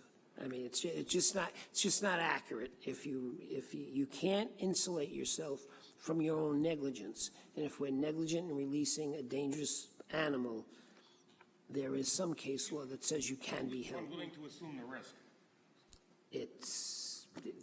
And so you litigate for 10 years. That's really what happens. Add to the list. What's the difference? All right. While there are no definitive answers regarding a look as to why this happened, we can again get back to a few of the decision makers over here that no doubt had input into him being murdered. There's nothing really much I can say about your liaison. She has no experience. People are being hired based solely on party connections, which is very disturbing to me. Our next decision maker and fake behaviorist is apparently considered a behavioral consultant, as the regulations for behaviorists are quite specific, one of which is a master's degree. She's far from it, as she never got through college, so we can eliminate that. She's a union secretary, apparently well-connected, who is entrusted with the lives of hundreds of our precious animals. Who are you talking about, Mr. Kroll? Excuse me, your behaviorist, Fonte. Okay. I just want to point out to you that I didn't hire Ms. Fonte. She was hired previously. You have the authority. Okay. To momentarily digress, as I worked, albeit briefly, for your election, every member, and we'll talk about the patronage, every member of the Democratic committee that I worked with is now working for your administration. Every single member. Now, I imagine... That's completely inaccurate. I see some of them here. Now, here... Every one of them. You just said every single one of them. I see some of them, not every single one of them. Now, I imagine that you did a thorough search throughout all of Hempstead and its 800,000 inhabitants, and by pure coincidence, your campaign staff were the most qualified people you could find, and therefore deserving of jobs in your administration. Okay? The last member of the infamous triumvirate, of course, is Pastore. He wants to leave. It's been 5 months now, so you said there was a resolution put forth. Why is he still here? There was a memo that was shared with the members of the town board, including the majority leader. So if you want to remove someone, she's got the votes. Speak to her. As you can see, the majority has the majority of the votes. I shared a memo with the town board, letting them know that Mr. Pastore actually requested to be transferred and asked for their opinions on it, and I got no response. If I could just ask a quick question, I'm sorry to interrupt. Mr. Rock, can I just ask a quick question? And if I am incorrect, then so be it. But I believe that there's a little bit more to this process than just putting up a resolution, right? Isn't there civil service involved? Well, Michael Pastore has a tested civil service position. To move him, he'd have to give up that tested civil service position. The question would be whether or not he wants to give up a tested civil service position and move into an appointed position. There are some people over the years who refuse to give up their tested positions because they have security in them. In that case, you're totally hostage to him staying there at his whim? Well, anybody can be removed for cause. Mr. Pastore actually requested to be moved several months ago. That's when I sent this memo to the town board members. I haven't spoken with him since then because I got no response from the town board. So I'd be happy to share that memo with you as well. Just to be clear, I'm not saying that he can't be moved. If he wanted to be moved, he could be.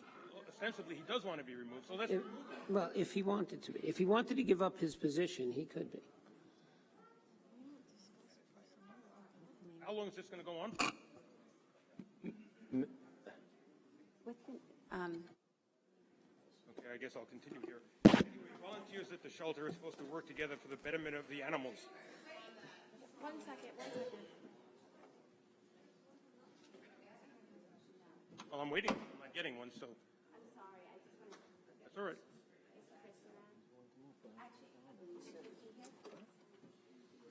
Salmon? So just so as not to inflame and to spread misinformation, I'm going to call Mr. Salmon, Mr. Regina, and Christian Chuli, and if I'm missing something, someone else jump in. So we've had many internal meetings on that issue. And the issue that arose is if and please correct me if I'm stating something I shouldn't about an employee or there's something that's private, just jump in. In order to move an employee, we also need a replacement, right? I mean, there are a lot of important safety issues that happen at the animal shelter, obviously. I mean, it goes without saying. And so there have been a lot of internal conversations about that. And we will also, Chris, can you come up here and talk about the specs of the job description that we've drafted? Okay. There's obviously credentials that you need to have in order to be the director. So I don't believe, and you can correct me if I'm wrong, there's anybody with those credentials behind him. There's no assistant, there's nobody else that has the credentials to replace Mike Pastore's testing. Right. So we have drafted, and what's the exact title of the assistant director, and that should be posted shortly, right? And it would be on a provisional basis because we would have to. Exactly. So I don't want you at all to think we haven't listened to any of these concerns. It's not like a flip of a switch that can happen overnight. There have been tremendous internal discussions and meetings on the topic. It's not as simple as it sounds, and I don't want you to be caught in a bureaucratic vortex on this, or anyone, but to say that we just simply don't care is not true at all. Mr. Kroll, I just want to let you know I wasn't withholding any information from you. I did share that memo with the board, asked them to share their thoughts with me. I never knew anything about any of these meetings, any of these communications, none of that. I was not a party to any of those discussions, so I wasn't withholding information from you. That information was actually withheld from me. That's why I couldn't tell that to you. It's been a very collegial environment, as you can see, in the town of Hempstead. So, and that's what we're, well, I don't want to get, I'm very careful on employment matters not to discuss replacing someone or to speak about someone specifically. But that said, we are moving forward with posting that job description. And it would be presumably on a provisional basis until the state approved the actual title, correct?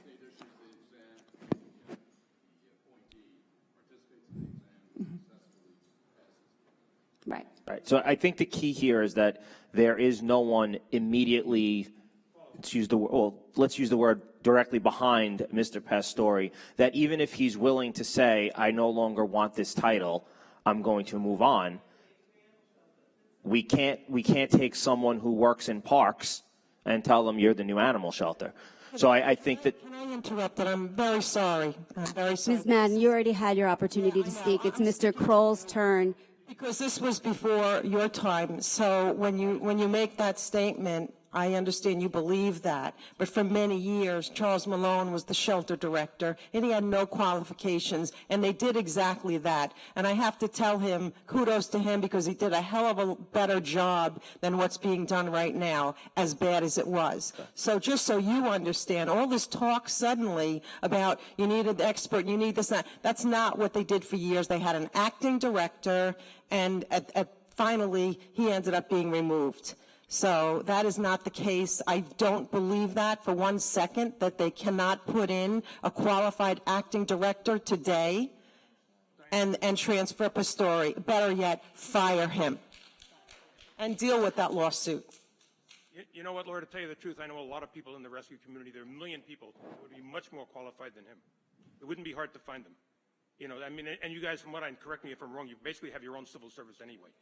So I don't really see as that you're bound by any strict thing there. Thank you. We also put a line item in for an assistant director at the animal shelter in the 2019 budget. I just have a few more things to say. I'll say them quickly because my time has been running. Volunteers at the shelter are supposed to work together for the betterment of the animals. They are not supposed to bully other volunteers and push to have animals murdered. For the safety of the public, a volunteer that has a cease and desist order against them should be banned permanently. You have one there now, and if you don't want to ban him, then maybe I should go to the DA and ask and present the case to them, and maybe they'll ban him. You know, don't worry about the safety of just the people working there. Worry about the volunteer, the visitors that are going there. I'd be happy to talk about this with you after the meeting. And the last one I want to say, a dog named Butler was recently admitted with a 3-bite history. The Intech report stated there was no bite history. A short while back, I think in Freeport, a dog that was at TOH's, nobody would admit the dog was there until the police arrived. They stated the dog was 10 when it was actually 2, which again is very hard to believe. It's not a very good mistake on the part of the vet or someone else. Given the fact it's a government-run facility, but the level of malfeasance and incompetence is off the charts, and maybe if people were actually hired according to ability rather than trading political favors, this wouldn't occur. Thank you. Thank you, Mr. Kroll. Mita Meride?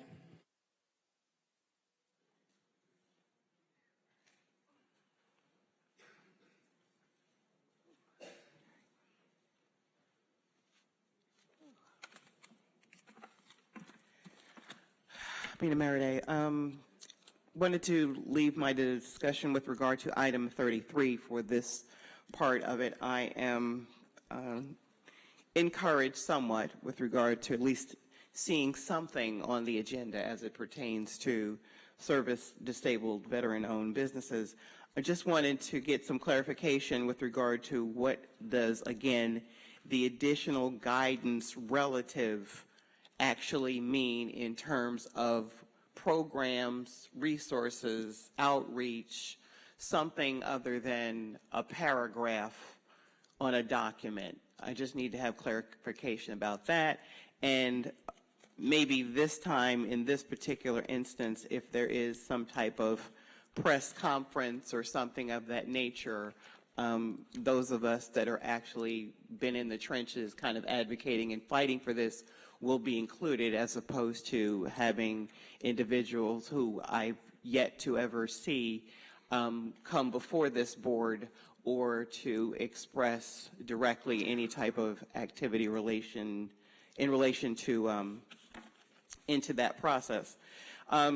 Just looking over that budget, and unfortunately I won't be at whatever is going to be taking place on October 16th, but hopefully I'll be there on the 25th.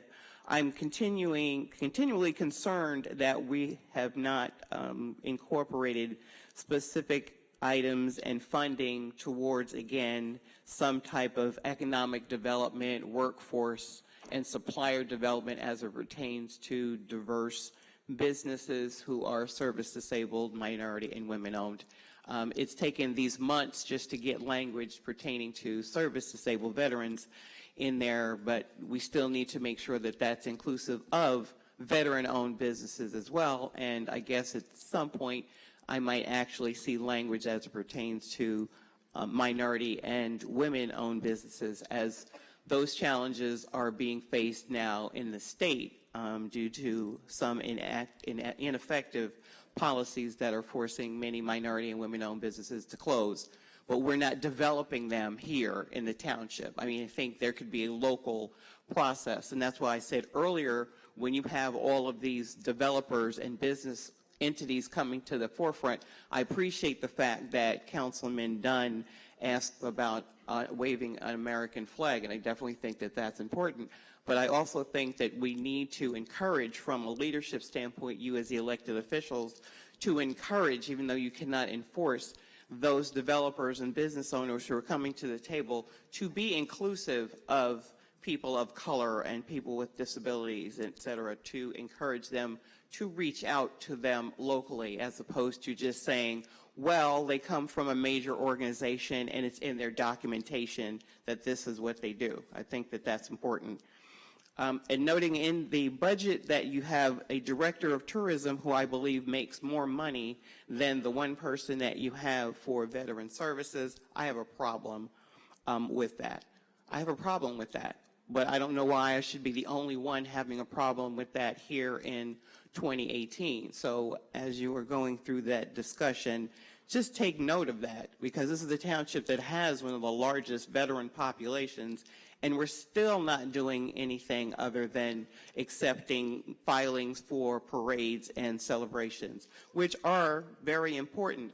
But what's more important for me is that we take down the number of veterans who are suffering and sitting in Nassau County State Court fighting foreclosure and in fear of having themselves removed, and the flight of our student veterans who cannot afford to live here because boards like this are approving developments and projects that those young people who have risked their lives for us cannot afford to live in.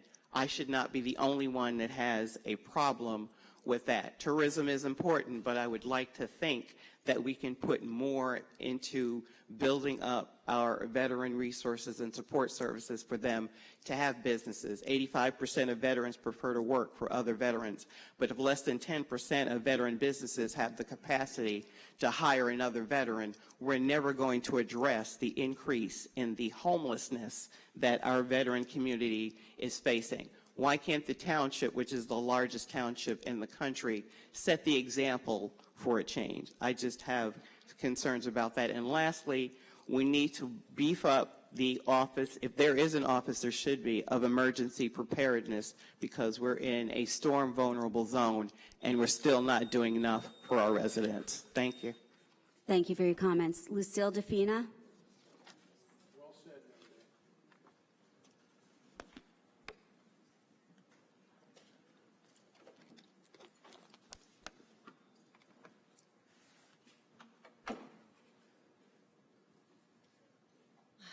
Lucille DeFina, Merrick, New York. So I want to go back to the last town board meeting where I sat up here and you called the commissioner to come up, and I wanted to know who made the decision to kill Brock, because I thought it was very suspicious, and I couldn't believe why, out of all the dogs, this dog, who had all this exposure and was so well known. You said, Joe Rob, legal department had absolutely nothing to do, didn't even know, didn't even care. Meanwhile, you just said when Stuart Kroll was up here that you have to be careful and you have to make sure no one sues the town, and there are legal issues. So again, when we talk about contradictions and lots of things happening up here that people say one thing and then 2 minutes later there's a total contradiction. It happens constantly. And the commissioner absolutely did have something to do with deciding to kill Brock, because his assistant and your assistant, Rebecca Sinclair, their decision, it was in their hands. At least that's what it says in the records. And Mike Pastore does whatever the commissioner tells him to. And this is why we have misuse, mismanagement, negligence. Using an animal like this, if you look at Brock's records, that dog came in on August of 2016. His owner surrendered him as a bite case. His owner paid $335 to surrender him to the shelter. When did our surrender fee become $335? On 10/12, he was evaluated in 2016. He was evaluated by Jackie P., the woman who denies, well, Pastore denies does any evaluations, but she does them all the time. She evaluated the dog, and after that, 10/26, he went up for adoption. Never in that record were there any behavioral suggestions, training, instructions, nothing. Nothing. There was no sign of Fonte for 2 years. That dog sat in there and did nothing. The only person who took him out, and from what we saw and tapes I've seen, to teach him how to tug a war, how to jump, how to probably encourage misbehavior, was the volunteer John Esposito. And that was the person who kept getting bit. Nobody else wanted anything to do with this dog. And then they turned it over to your assistant, Rebecca Sinclair. And all of a sudden, after rescue was ready to pick him up, 2 years that dog sat there and got nothing. So don't be so quick to give an outside Kim Strong, I'm not sure what her organization is, but to give her $4,200 a pop for a dog for rehabilitation. This dog sat here for 2 years. Why? Years ago. And you're going to say, well, I didn't hire Fonte, and I didn't hire this one, and I didn't hire that one. It doesn't matter. We know you didn't hire them. They did, the old administration. And that's what we've been fighting about. And here we are, you're there for 1 year. And you send up a commissioner who says, oh, there's reasons. It was a dangerous dog. There's reasons he sat there for 2 years and got nothing. What was so bad about Kate Murray's vision of having an expert behaviorist who had a team of people? She had an entire staff. You had 20 dogs walking at a time and outside pens filled. A whole team of people where you didn't have to have this pass the responsibility. And at the end of the day, whose responsibility was it? Who's on the record? Dr. Siegel. He authorized, that's what you put him down there, and that's why you pay him the big bucks. Because he'll sign off on anything and everything. Yes, the same man who also decides what foster people he's going to help, what dog is going to live, what dog and what cat is going to die. You can't keep running the shelter like this. Your director doesn't care. He just listens to the people who are in there, that have always been in there, and Rebecca Sinclair doesn't know what she's doing, or now she's part of them. Something has to stop. Thank you for your comments. Mary Ellen Cray?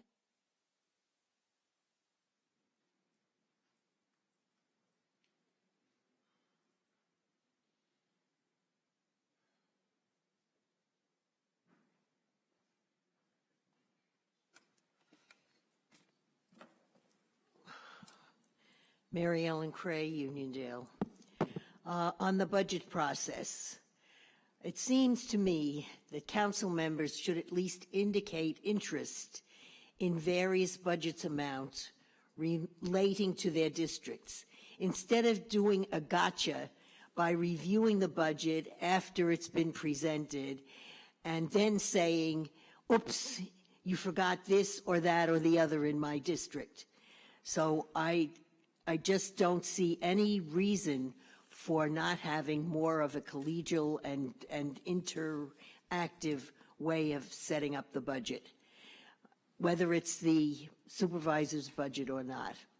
On number 36, I just have a question. It says something about hours, structured work on buildings. Is that town buildings? Is it a way of structure, saying, well, you can't start a contract? You're talking about the administrative calendar? Yes, please. Those have to do with the resolutions concerning relaxation of the rules for people who are working on Hurricane Sandy, with Hurricane Sandy.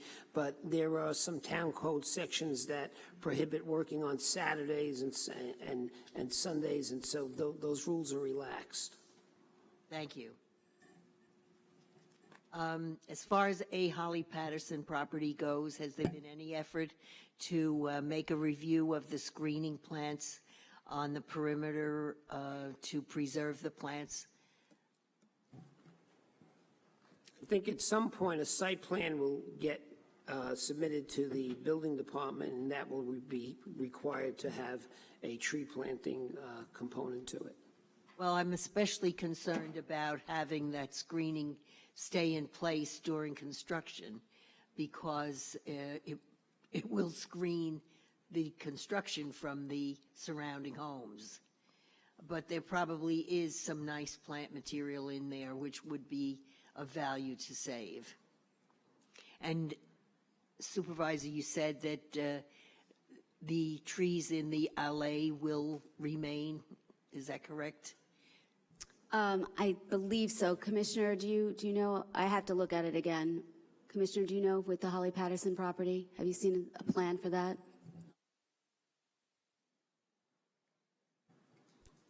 I'll follow up with you on that point, Ms. Cray. Thank you. And I have to say, I find it very disconcerting when council people interrupt speakers here from the public. I really do not see a reason for that, and the vituperation which is going on these days is just unbelievable. As I say, I've been coming here for 40 years. It just is absolutely unbelievable. I've never seen anything like it. Ms. Cray, I hope I wasn't interrupting you. I think you finished your sentence. I equally find it outrageous that the supervisor has called us corrupt and essentially accused us of being criminals, and the crazy allegations that Felix has made against us. So for us to sit back and just take the nonsense also would be inappropriate. And for me not to defend former town clerks from alleged criminal activity, that wouldn't be appropriate either. So while the discourse is unpleasant, I'm going to defend myself and my colleagues. I have no problem with that, but I do have a problem with you interrupting people as they're speaking. I'm just wondering about the Uniondale streetscaping. Is it finally going to start? Commissioner? Is he here?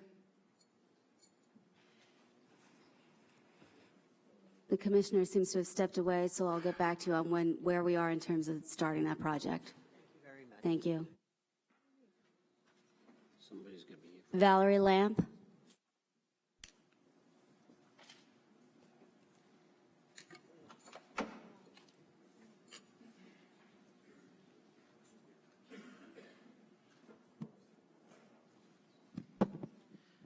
Valerie Lamp Baldwin. I'm going to speak relatively quick because I have a lot to cover. One of my favorite quotes, how you do anything is how you do everything.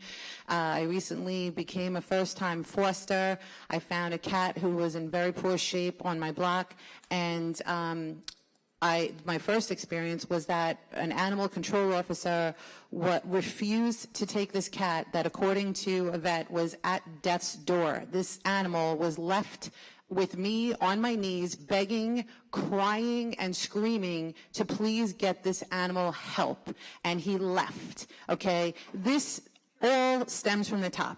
I want to also say a second ACO did come to pick up this cat. It was brought to Central Vet.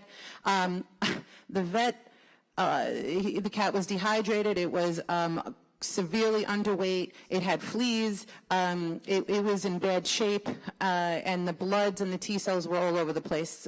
So the vet, then I finally foster this cat. I didn't want it to go to the shelter, and at this point, we made a follow-up appointment to see if it had hypothyroid, glucose issues, as well as if it was going to be FeLV positive.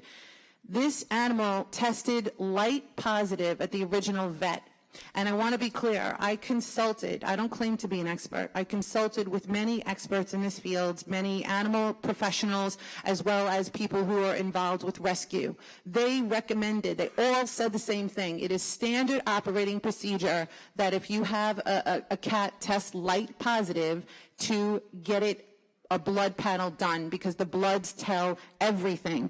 So that's what I scheduled. Now, just to describe briefly how difficult it is to get information from the shelter, I made several phone calls as requested between the hours of 1 and 2, which is like threading a needle for someone who actually tries to get any work done during the day. But I got my information in dribs and drabs, and I had to call several times. When I finally got a return phone call that was supposed to be for the last exam, the most important one, the FeLV exam, I was told by Dr. Siegel that he wouldn't speak to me because he believes that I'm anti-Semitic. And that, to me, is the lowest of lows, and it's just not even something I feel the need to defend. I've already had people defending me. I've had lawyers and clients and friends and Barry's family, who I've known for 13 years, that is like family to me. You know, they're all outraged over this. But this is how a first-time foster gets treated. I get treated like scum on someone's shoe. And then, on top of that, here's the best part. I go to another vet, and it turns out that our vet can't even tell the sex of the animal correctly, okay? They labeled this in print, that the vet said it was a male and it was neutered. The cat is a female, and she has not been fixed. She's not altered. Forget about me, forget about how I've been treated. What I don't understand is, and this is my biggest concern, okay, right now, according to Dr. Siegel, he believes that the initial tests that test light positive for cats is good enough. Well, I'm here to tell you that it's not. And therefore, in the FeLV room at the shelter, you may very well have sick, deadly, infected animals with a deadly disease that is highly contagious mixed in with healthy animals. Okay? Additionally, I should mention that during my phone call with Dr. Siegel, he also questioned my stance with regards to Kavanaugh, and I was completely confused by that. I didn't understand why that was relevant, and it's not. That said, I didn't even answer him because all I really care about is this animal. I'm trying to save a life. Okay? And on top of that, he also brought in Diane Madden into the conversation and asked me if I felt that Diane Madden is anti-Semitic. I mean, what's going on here? Overall, this is a disgrace. But my ultimate point is that all of this, the mistreatment of taxpayers, constituents, people who lose their dogs, the dissension amongst the ranks, everything falls on Pastore. It does. It starts at the top, okay? And I want to remind you all that in December, when that contract was passed, the union contract, okay? I know everyone says, oh, he's a tested position, he's got to have a place to go, blah, blah, blah. You know what? They have the clause that allows for people to be terminated based on incompetence and mismanagement. What do we have to do to prove this? How many animals have to be murdered? How many of these animals are left dead in the streets, left to die? Maybe that's why we're claiming a low euthanasia rate, because we leave dying animals in the street. Unless someone like me comes along and fights like hell and puts it on social media and has friends in the Humane Society and has friends that are involved with rescue and has animal advocates and has relationships now because I come here all the time, right? Unless someone like me is lucky enough to get someone who cares and say, all right, well, you know what, let's send another animal control officer back. But what are the chances that another person is going to be able to save that same animal?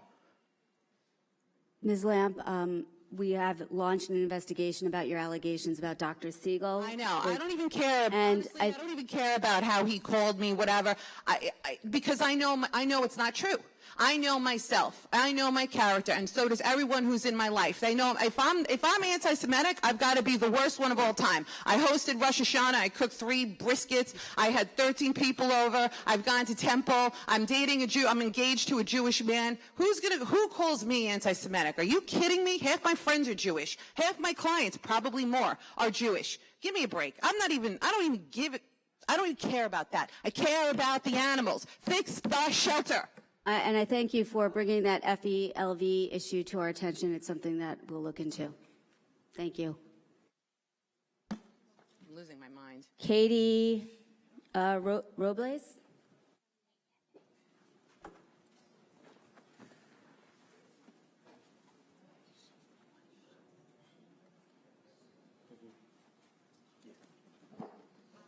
Katie Grilly Robles, and it's North. Sorry.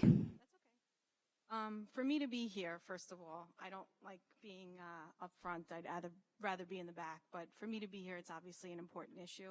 I'm a volunteer of yours for 5 to 6 years, but I've been doing rescue out of the shelter for about 20 years now. I know Kim Strong because she has helped with many of our buddy dogs, and I am a yellow dog walker. I take on a lot of the more, I don't want to say aggressive, behavioral issues is more of the term that I like to use, because they're dogs that have issues that need more attention. They're dogs that have been through some more trauma, obviously caused by people. So I like to step in and try to be more helpful in that area. A shelter environment, I know you guys have all been there. It's not conducive for that type of rehabilitation. And with those types of dogs, we have a lot of rescues that come in and take the nice, cute, fluffy dogs. We need people like Kim Strong that will come in and help us. This is another tool in the tool belt to help us. And I heard people talking about the money aspect of it. It can't be about politics. It can't be about money. Kim takes on these dogs. She's helped me with, I'm not going to get into all the names, but dogs that have had bites, but they're bites that are predictable. They're bites that can be fixed. They're now living in homes. I know a lot of people here were here at the time of the dog Logan. He was a buddy of mine. She rehabilitated him. He was with her for a couple of years. I get great pictures of him laying on a couch. He's got a loving home. That's the kind of outcome we want to see. Me and my husband drove him up to Kim. I've had other dogs with her as well. That's what we need. And Kim and Road to Home help those dogs. There's a million rescues that will come and take those nice fluffy dogs. There are not a million Road to Home and a lot of Kim Strong. So to turn them away, you're not going to get a lot of those that have the liability insurance that will be able to meet the qualifications that obviously your legal department will need, and you do need that. That will have the qualifications as far as being able to rehab and looking for those triggers. We do have, one of the things that does bother me, I don't get to come here very often, and I'm not the type that's going to want to sit here in front of you guys a lot because I work, I have kids, and when spare time I do have, I'm going to spend it at the shelter working with your dogs. I'm not going to come up here and be in front of you. But I keep hearing nasty comments about AR volunteers, and I hear nasty things about your staff and your trainer. I never knew your trainer before she got to your shelter. I can't say enough good things about Christy Fanti. So keep repeating the nasty and negative things about her does not make it true. And you don't need to believe me. You need to come down and interact. Why I interact with her? Because I work with the tougher dogs. She's one person. There are 160 dogs. You are asking her to do the impossible, but she still manages to do it. So I get very hurt and offended to see somebody being attacked when I see her doing a good job. And having been around the shelter for 20 years, I have seen a change. Is it the Four Seasons? Absolutely not. Is there room for improvement? Yes, there is. Are there some people that work 10 times harder than other people? Yes, and that's not fair. But name any kind of place that's unfortunately what happens. But we need to, I would like to see everybody obviously work together. I'm not looking to fight with any group or any rescue groups. We need Kim Strong. We need Road to Home. We need this to have this opportunity. We don't want to see dogs languish. They don't need to be put down. There are obviously situations where things can't be fixed. But people like Christy Fanti, people like Kim Strong, those, not people like myself, those people can make those kind of decisions. But I think every possible resource should be put into seeing what can be done before those decisions are made. And that's an opportunity that this town board can utilize in order to, possibly letting these dogs live out. And us volunteers will do everything that we can to make it happen. In the past, we've privately fundraised. We've driven these dogs to where they have to go. And we've been attacked for it. And it's been very hurtful, very upsetting. And, I appreciate you, Supervisor, for standing behind us. And Thank you. Thank you so much for your service. And I will tell you that every time I visited the shelter, I have encountered time and time again people who are just passionate about the animals there, who want the best for the animals there, who give up their own free time and love the animals that they walk, the animals that they care for. And we're very lucky to have people like you to do that. And I was pointing out merely with Ms. Fanti is that people are accusing me of making patronage hires. I didn't hire anybody who works at the animal shelter. But you get a bad rap that's not deserved. And thank you so much for your hard work. I really do appreciate it. I truly enjoy doing it. One of the things, I saw somebody reading from a report, and one of the things I want to say, if you ever visit our shelter, you know how hard it is. It's constant chaos. So it's going back and forth. Not everything's in a report. Come down and volunteer. I'll be happy to mentor you because we need as many people as possible. And, I'm not about politics or anything. Just come down, be a part of the solution. We can all work together. That's all I want. Thank you. Can I just clarify two things? One, I've never met Kim Strong, so I have nothing bad to say about her at all. Is it correct that we could still use her services? I mean, what happened today, I was told, the town board was told that her facility had not been inspected. And that is, our vote was, hold on a minute, as far as we knew it wasn't inspected, why are we rushing into this? And it was an emergency hands up. That's what happened. I don't know why we were told misinformation, but we're happy to look into this. So let's also not make this political or somehow we don't care about dogs being rescued. I mean, there's a suggestion there that's entirely inaccurate. So my understanding is we can still use her services unless I'm missing something. I mean, No, I hope so. That's what I want to say. I didn't want anything to get in the way of that. That would be great if you guys could. Thank you for your comments. Now we probably can get some clarification because we have Kim Strong and Elise Gercio here to speak. You can each take your turn however you'd like to do it.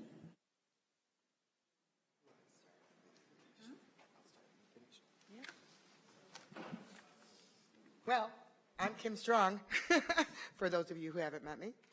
I am the trainer that is up in Utica, New York. Mike Pastore was at my facility and spent about an hour there. Saw some of the Hempstead dogs that were with me from before. We were having a garage sale, and Charlie Bean, which was one of the dogs you sent me 2 years ago, is finally adoptable and is on our shirts. So he was, seeing Charlie Bean and some of the different dogs. Here's the thing. You have a trainer that works 40 hours a week. An average training session is 35 to 45 minutes, plus time to move the dog back and forth. So you have, minus the lunch break, so she has about 7 hours a day minus paperwork to work with dogs. Okay? So she maybe can do 8 dogs a day. And obedience training does not fix aggression. We have to change their minds about how they deal with things. Just like a person who is loud, obnoxious, rude, you can't change that by going, you can't do that. You have to teach them how to behave differently, how to react to situations differently. That doesn't happen in an hour a day, once a week. So if in her best, fastest moving feet, and I've talked to your trainer, she's good, she can do maybe 30 dogs a week. You have 60 dogs that have bite histories. The liability that you're taking on, trying to put one of them into the community without the follow-through of a dual ownership contract, without the follow-through of daily phone calls for the first 30 days, weekly phone calls for the next 3 months, is insane. You're going to have dogs returned. Look at your return rate at your shelter. That's what happens. That's what it is now. And it's not your trainer's fault. She's one person. And you can hire a second trainer at what, $90,000? So sending dogs up to Road to Home Rescue, up to our facility, some of these dogs, like Max that we just took from you, he's going to be with us forever per your lawyer's contract. He cannot be adopted out per your contract. So we have to pay for him for the rest of his life. And if you think $4,000 begins to cover that, not by the hair of your chinny chin chin. It doesn't work that way. We raise money constantly. We are just putting in our brand new furnaces. We have a new facility. Is there work to be done? Absolutely. We've got 25 kennels that are going in by the end of November. We've got currently 15 kennels up and running. We do have dogs in crates. And I've had the conversation with your trainers and with Mike to say the dogs that are biting your leashes and biting your people, some of them can't be in kennels because it overstimulates them. Is the new, I'm sorry to interrupt, just a question. Is the new, I'm here. Is the new facility is on the same grounds as the old facility? No, okay. No. This is an 11,000 square foot facility in the back of a factory. I have 11,000 square feet inside and 11,000 square feet outside with 20 outdoor kennels. And how long have you been there? The new one? June. Okay. Yeah, we just moved in. The inspection that we happened at both facilities. Okay. Mike did inspection when I first took dogs from you a couple of years ago. He came to the old facility. He has also been to the new facility. Okay. And now just another question. So you mentioned that there was a contract for a dog that you were advised by our counsel saying that the dog could not be adopted. It's not advised. It's in the contract. Okay, so now, and I'm not disagreeing or I'm not questioning that. My question is, does each dog that gets moved to your facility have a contract or? Every single one. Every single one, okay. Yes, and it depends on the egregiousness of the bite. Max bit 3 to 5 trainers, depending on who you talk to, so he was considered extremely unpredictable. And now, I'm sorry, and now, so the decision, because obviously our attorneys aren't animal experts. No. So their suggestion or their requirement as per the contract is coming from, I guess, either, is it coming from our behaviorists? Is that who's? I'm guessing it's come from the egregiousness of the bites. There's bite scales that can be used, and I'm sure, and Christy would. Yeah, we could have this conversation another, I mean, I don't want to keep you up there. And I'm just understanding, the severity of the bites, the fact that he bit multiple trainers, said that he can no longer be adopted out. And we took that on, we took that on and said, okay, it's because he can get out 6 times a day at my facility. So a dog like that who's unable to be adopted is going up to your facility basically for, what we would assume is a better quality of life. That's sanctuary setting, because my building is staffed 24 hours a day. The dogs are never alone. Okay. We start walking at 4 in the morning. We stop walking at 10 o'clock at night. You don't have the resources to do that with every dog. So, and again, you can't change dog's mind in an hour once a week. And please don't think I'm interrogating. I'm trying to understand. No, that's all. I'm trying to help you understand. You can tell a dog to sit, stay down all you want. That's not going to change the reaction to fear. That's not going to change the reaction to where you put your hand out and they go, ah! That has to be a slow process where they learn to trust one person, and then we gradually expand that circle. It doesn't work in a shelter setting where there's inconsistencies, and when you have volunteers like that, there's inconsistencies. It's just the nature of the beast of volunteers. It's wonderful to think that they're all going to do what they're told, but they don't. In my facility and a Road to Homes facility up north, it's a little bit different. I'm crazy, and I scream, and I'll yell, and they'll be told to leave if they don't do it. You don't have that luxury. Your trainer doesn't have that luxury because you have politics. We don't have politics. I'm sorry. So are you guys two different facilities? No, we're the same thing. Okay, but you have your own facility. No. I'm confused. A little confusion here. Yeah. Because a lot of things are being said. I'm Elise Juco. Okay. Can you move the mic a little bit closer? Okay. Thank you. Because she just referenced your facility. That's why I was confused. I get it now. I'm good. Road to Home is a rescue that I started 5.5 years ago. I'm the founder.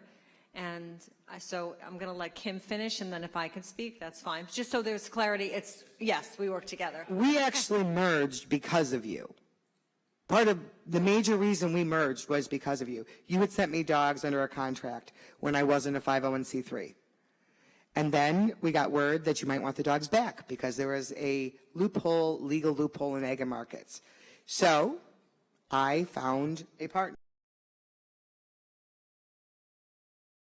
So the dogs that you had sent me would stay safe with us. And so last June, I merged with Road to Home Rescue. And it was because of Hempstead. So you couldn't want your dogs back because of that legal loophole with egg markets. So we did this because of you. We formed our partnership because of you. And because we agree on the philosophy of giving dogs every chance possible. Thank you.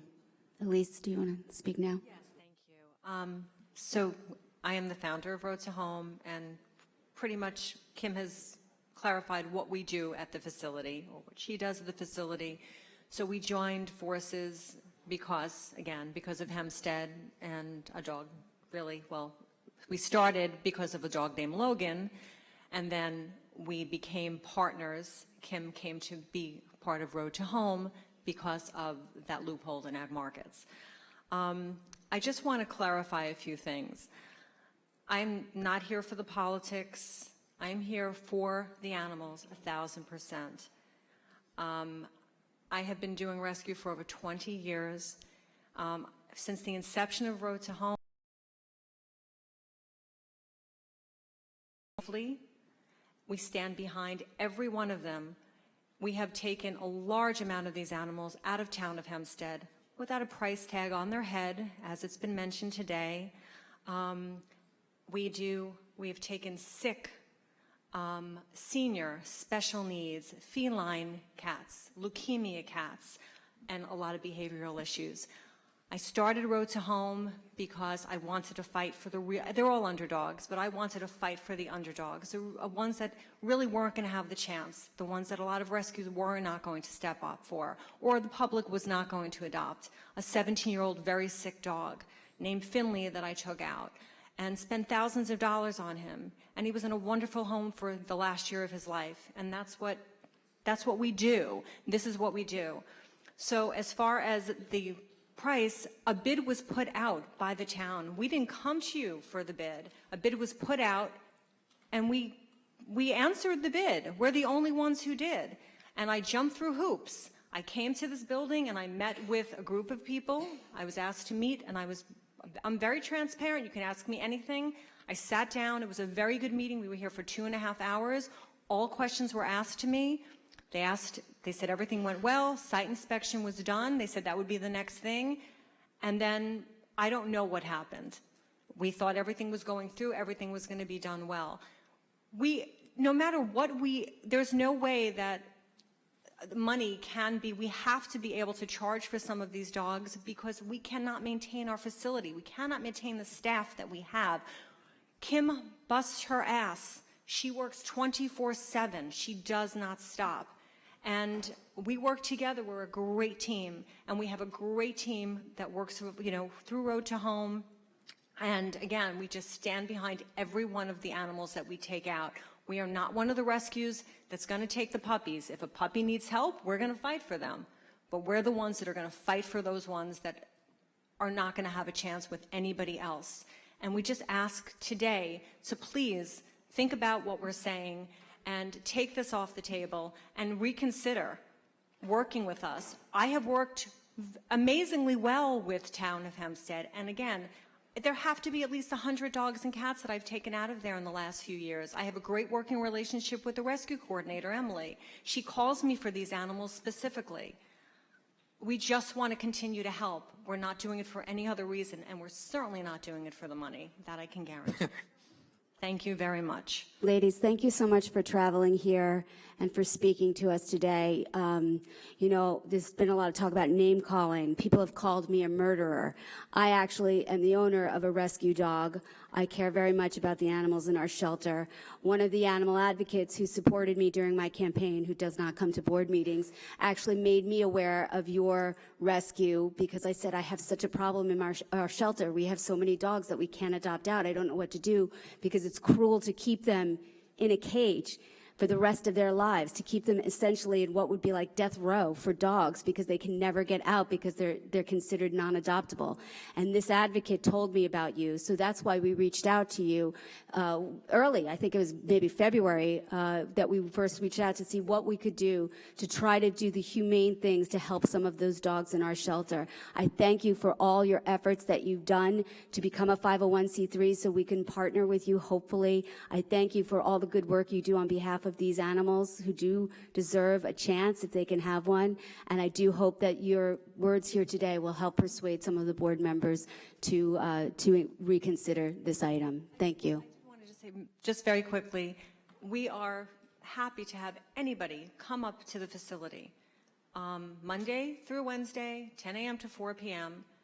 They can come up, they can see for themselves. We are happy to have you. We just have to make sure that, Kim has the time to show you around. She's a very busy person. So please, any of you, anybody from the town, anybody else wants to come up, anybody in this room wants to come up, they are welcome to come up. Or you can go on our Facebook page and you can see live video, because we don't do tape videos. We only do live video, so there's no editing done. You can see everything that's there. You can see the outdoor runs, the outdoor kennels. You can see the volunteers and the staff. So when you're talking to, and my personal page is public. You don't have to be my friend to see it. Road to Home is public. So anything you want to see, go on Facebook, see it. It's there. It's Justice for Laney, it's Road to Home Rescue, and it's Kimberly Strong. Anything you want, or if you want to see your specific dogs from Hempstead that you've sent up to me before, the whole reason we became 501c3, ask me. I'll show you each and every single one of them. And you can see how well they're doing. And we do have, if we can leave these, if you guys would like them, we know there's dozens more that have been sent in. These are just some letters that were written on our behalf from adopters, people that have adopted through us from TOH's, different people. So if I can leave. Thank you. If you would give them to Ms. Hanson, she'll make copies and distribute them. And you do know that other rescues have taken dogs from you and sent them to us. We have a dog named we called Golden Max. He was one of your dogs. Diamonds in the Rough pulled him. His behavior issues, he bit somebody at the vet. He was biting pant legs at the shelter. He was in the garage. They pulled him and paid for him to come to us. So it's not just, these rescues understand that nothing is for free. Anything that operates for free won't be there for long. So just understand, it's not, we have, over 3 dozen rescues and shelters that we work with. It's not just the town of Hempstead that we're putting a price on the dog's head. Thank you. Thank you, ladies. That concludes today's town board meeting. Everybody have a lovely afternoon.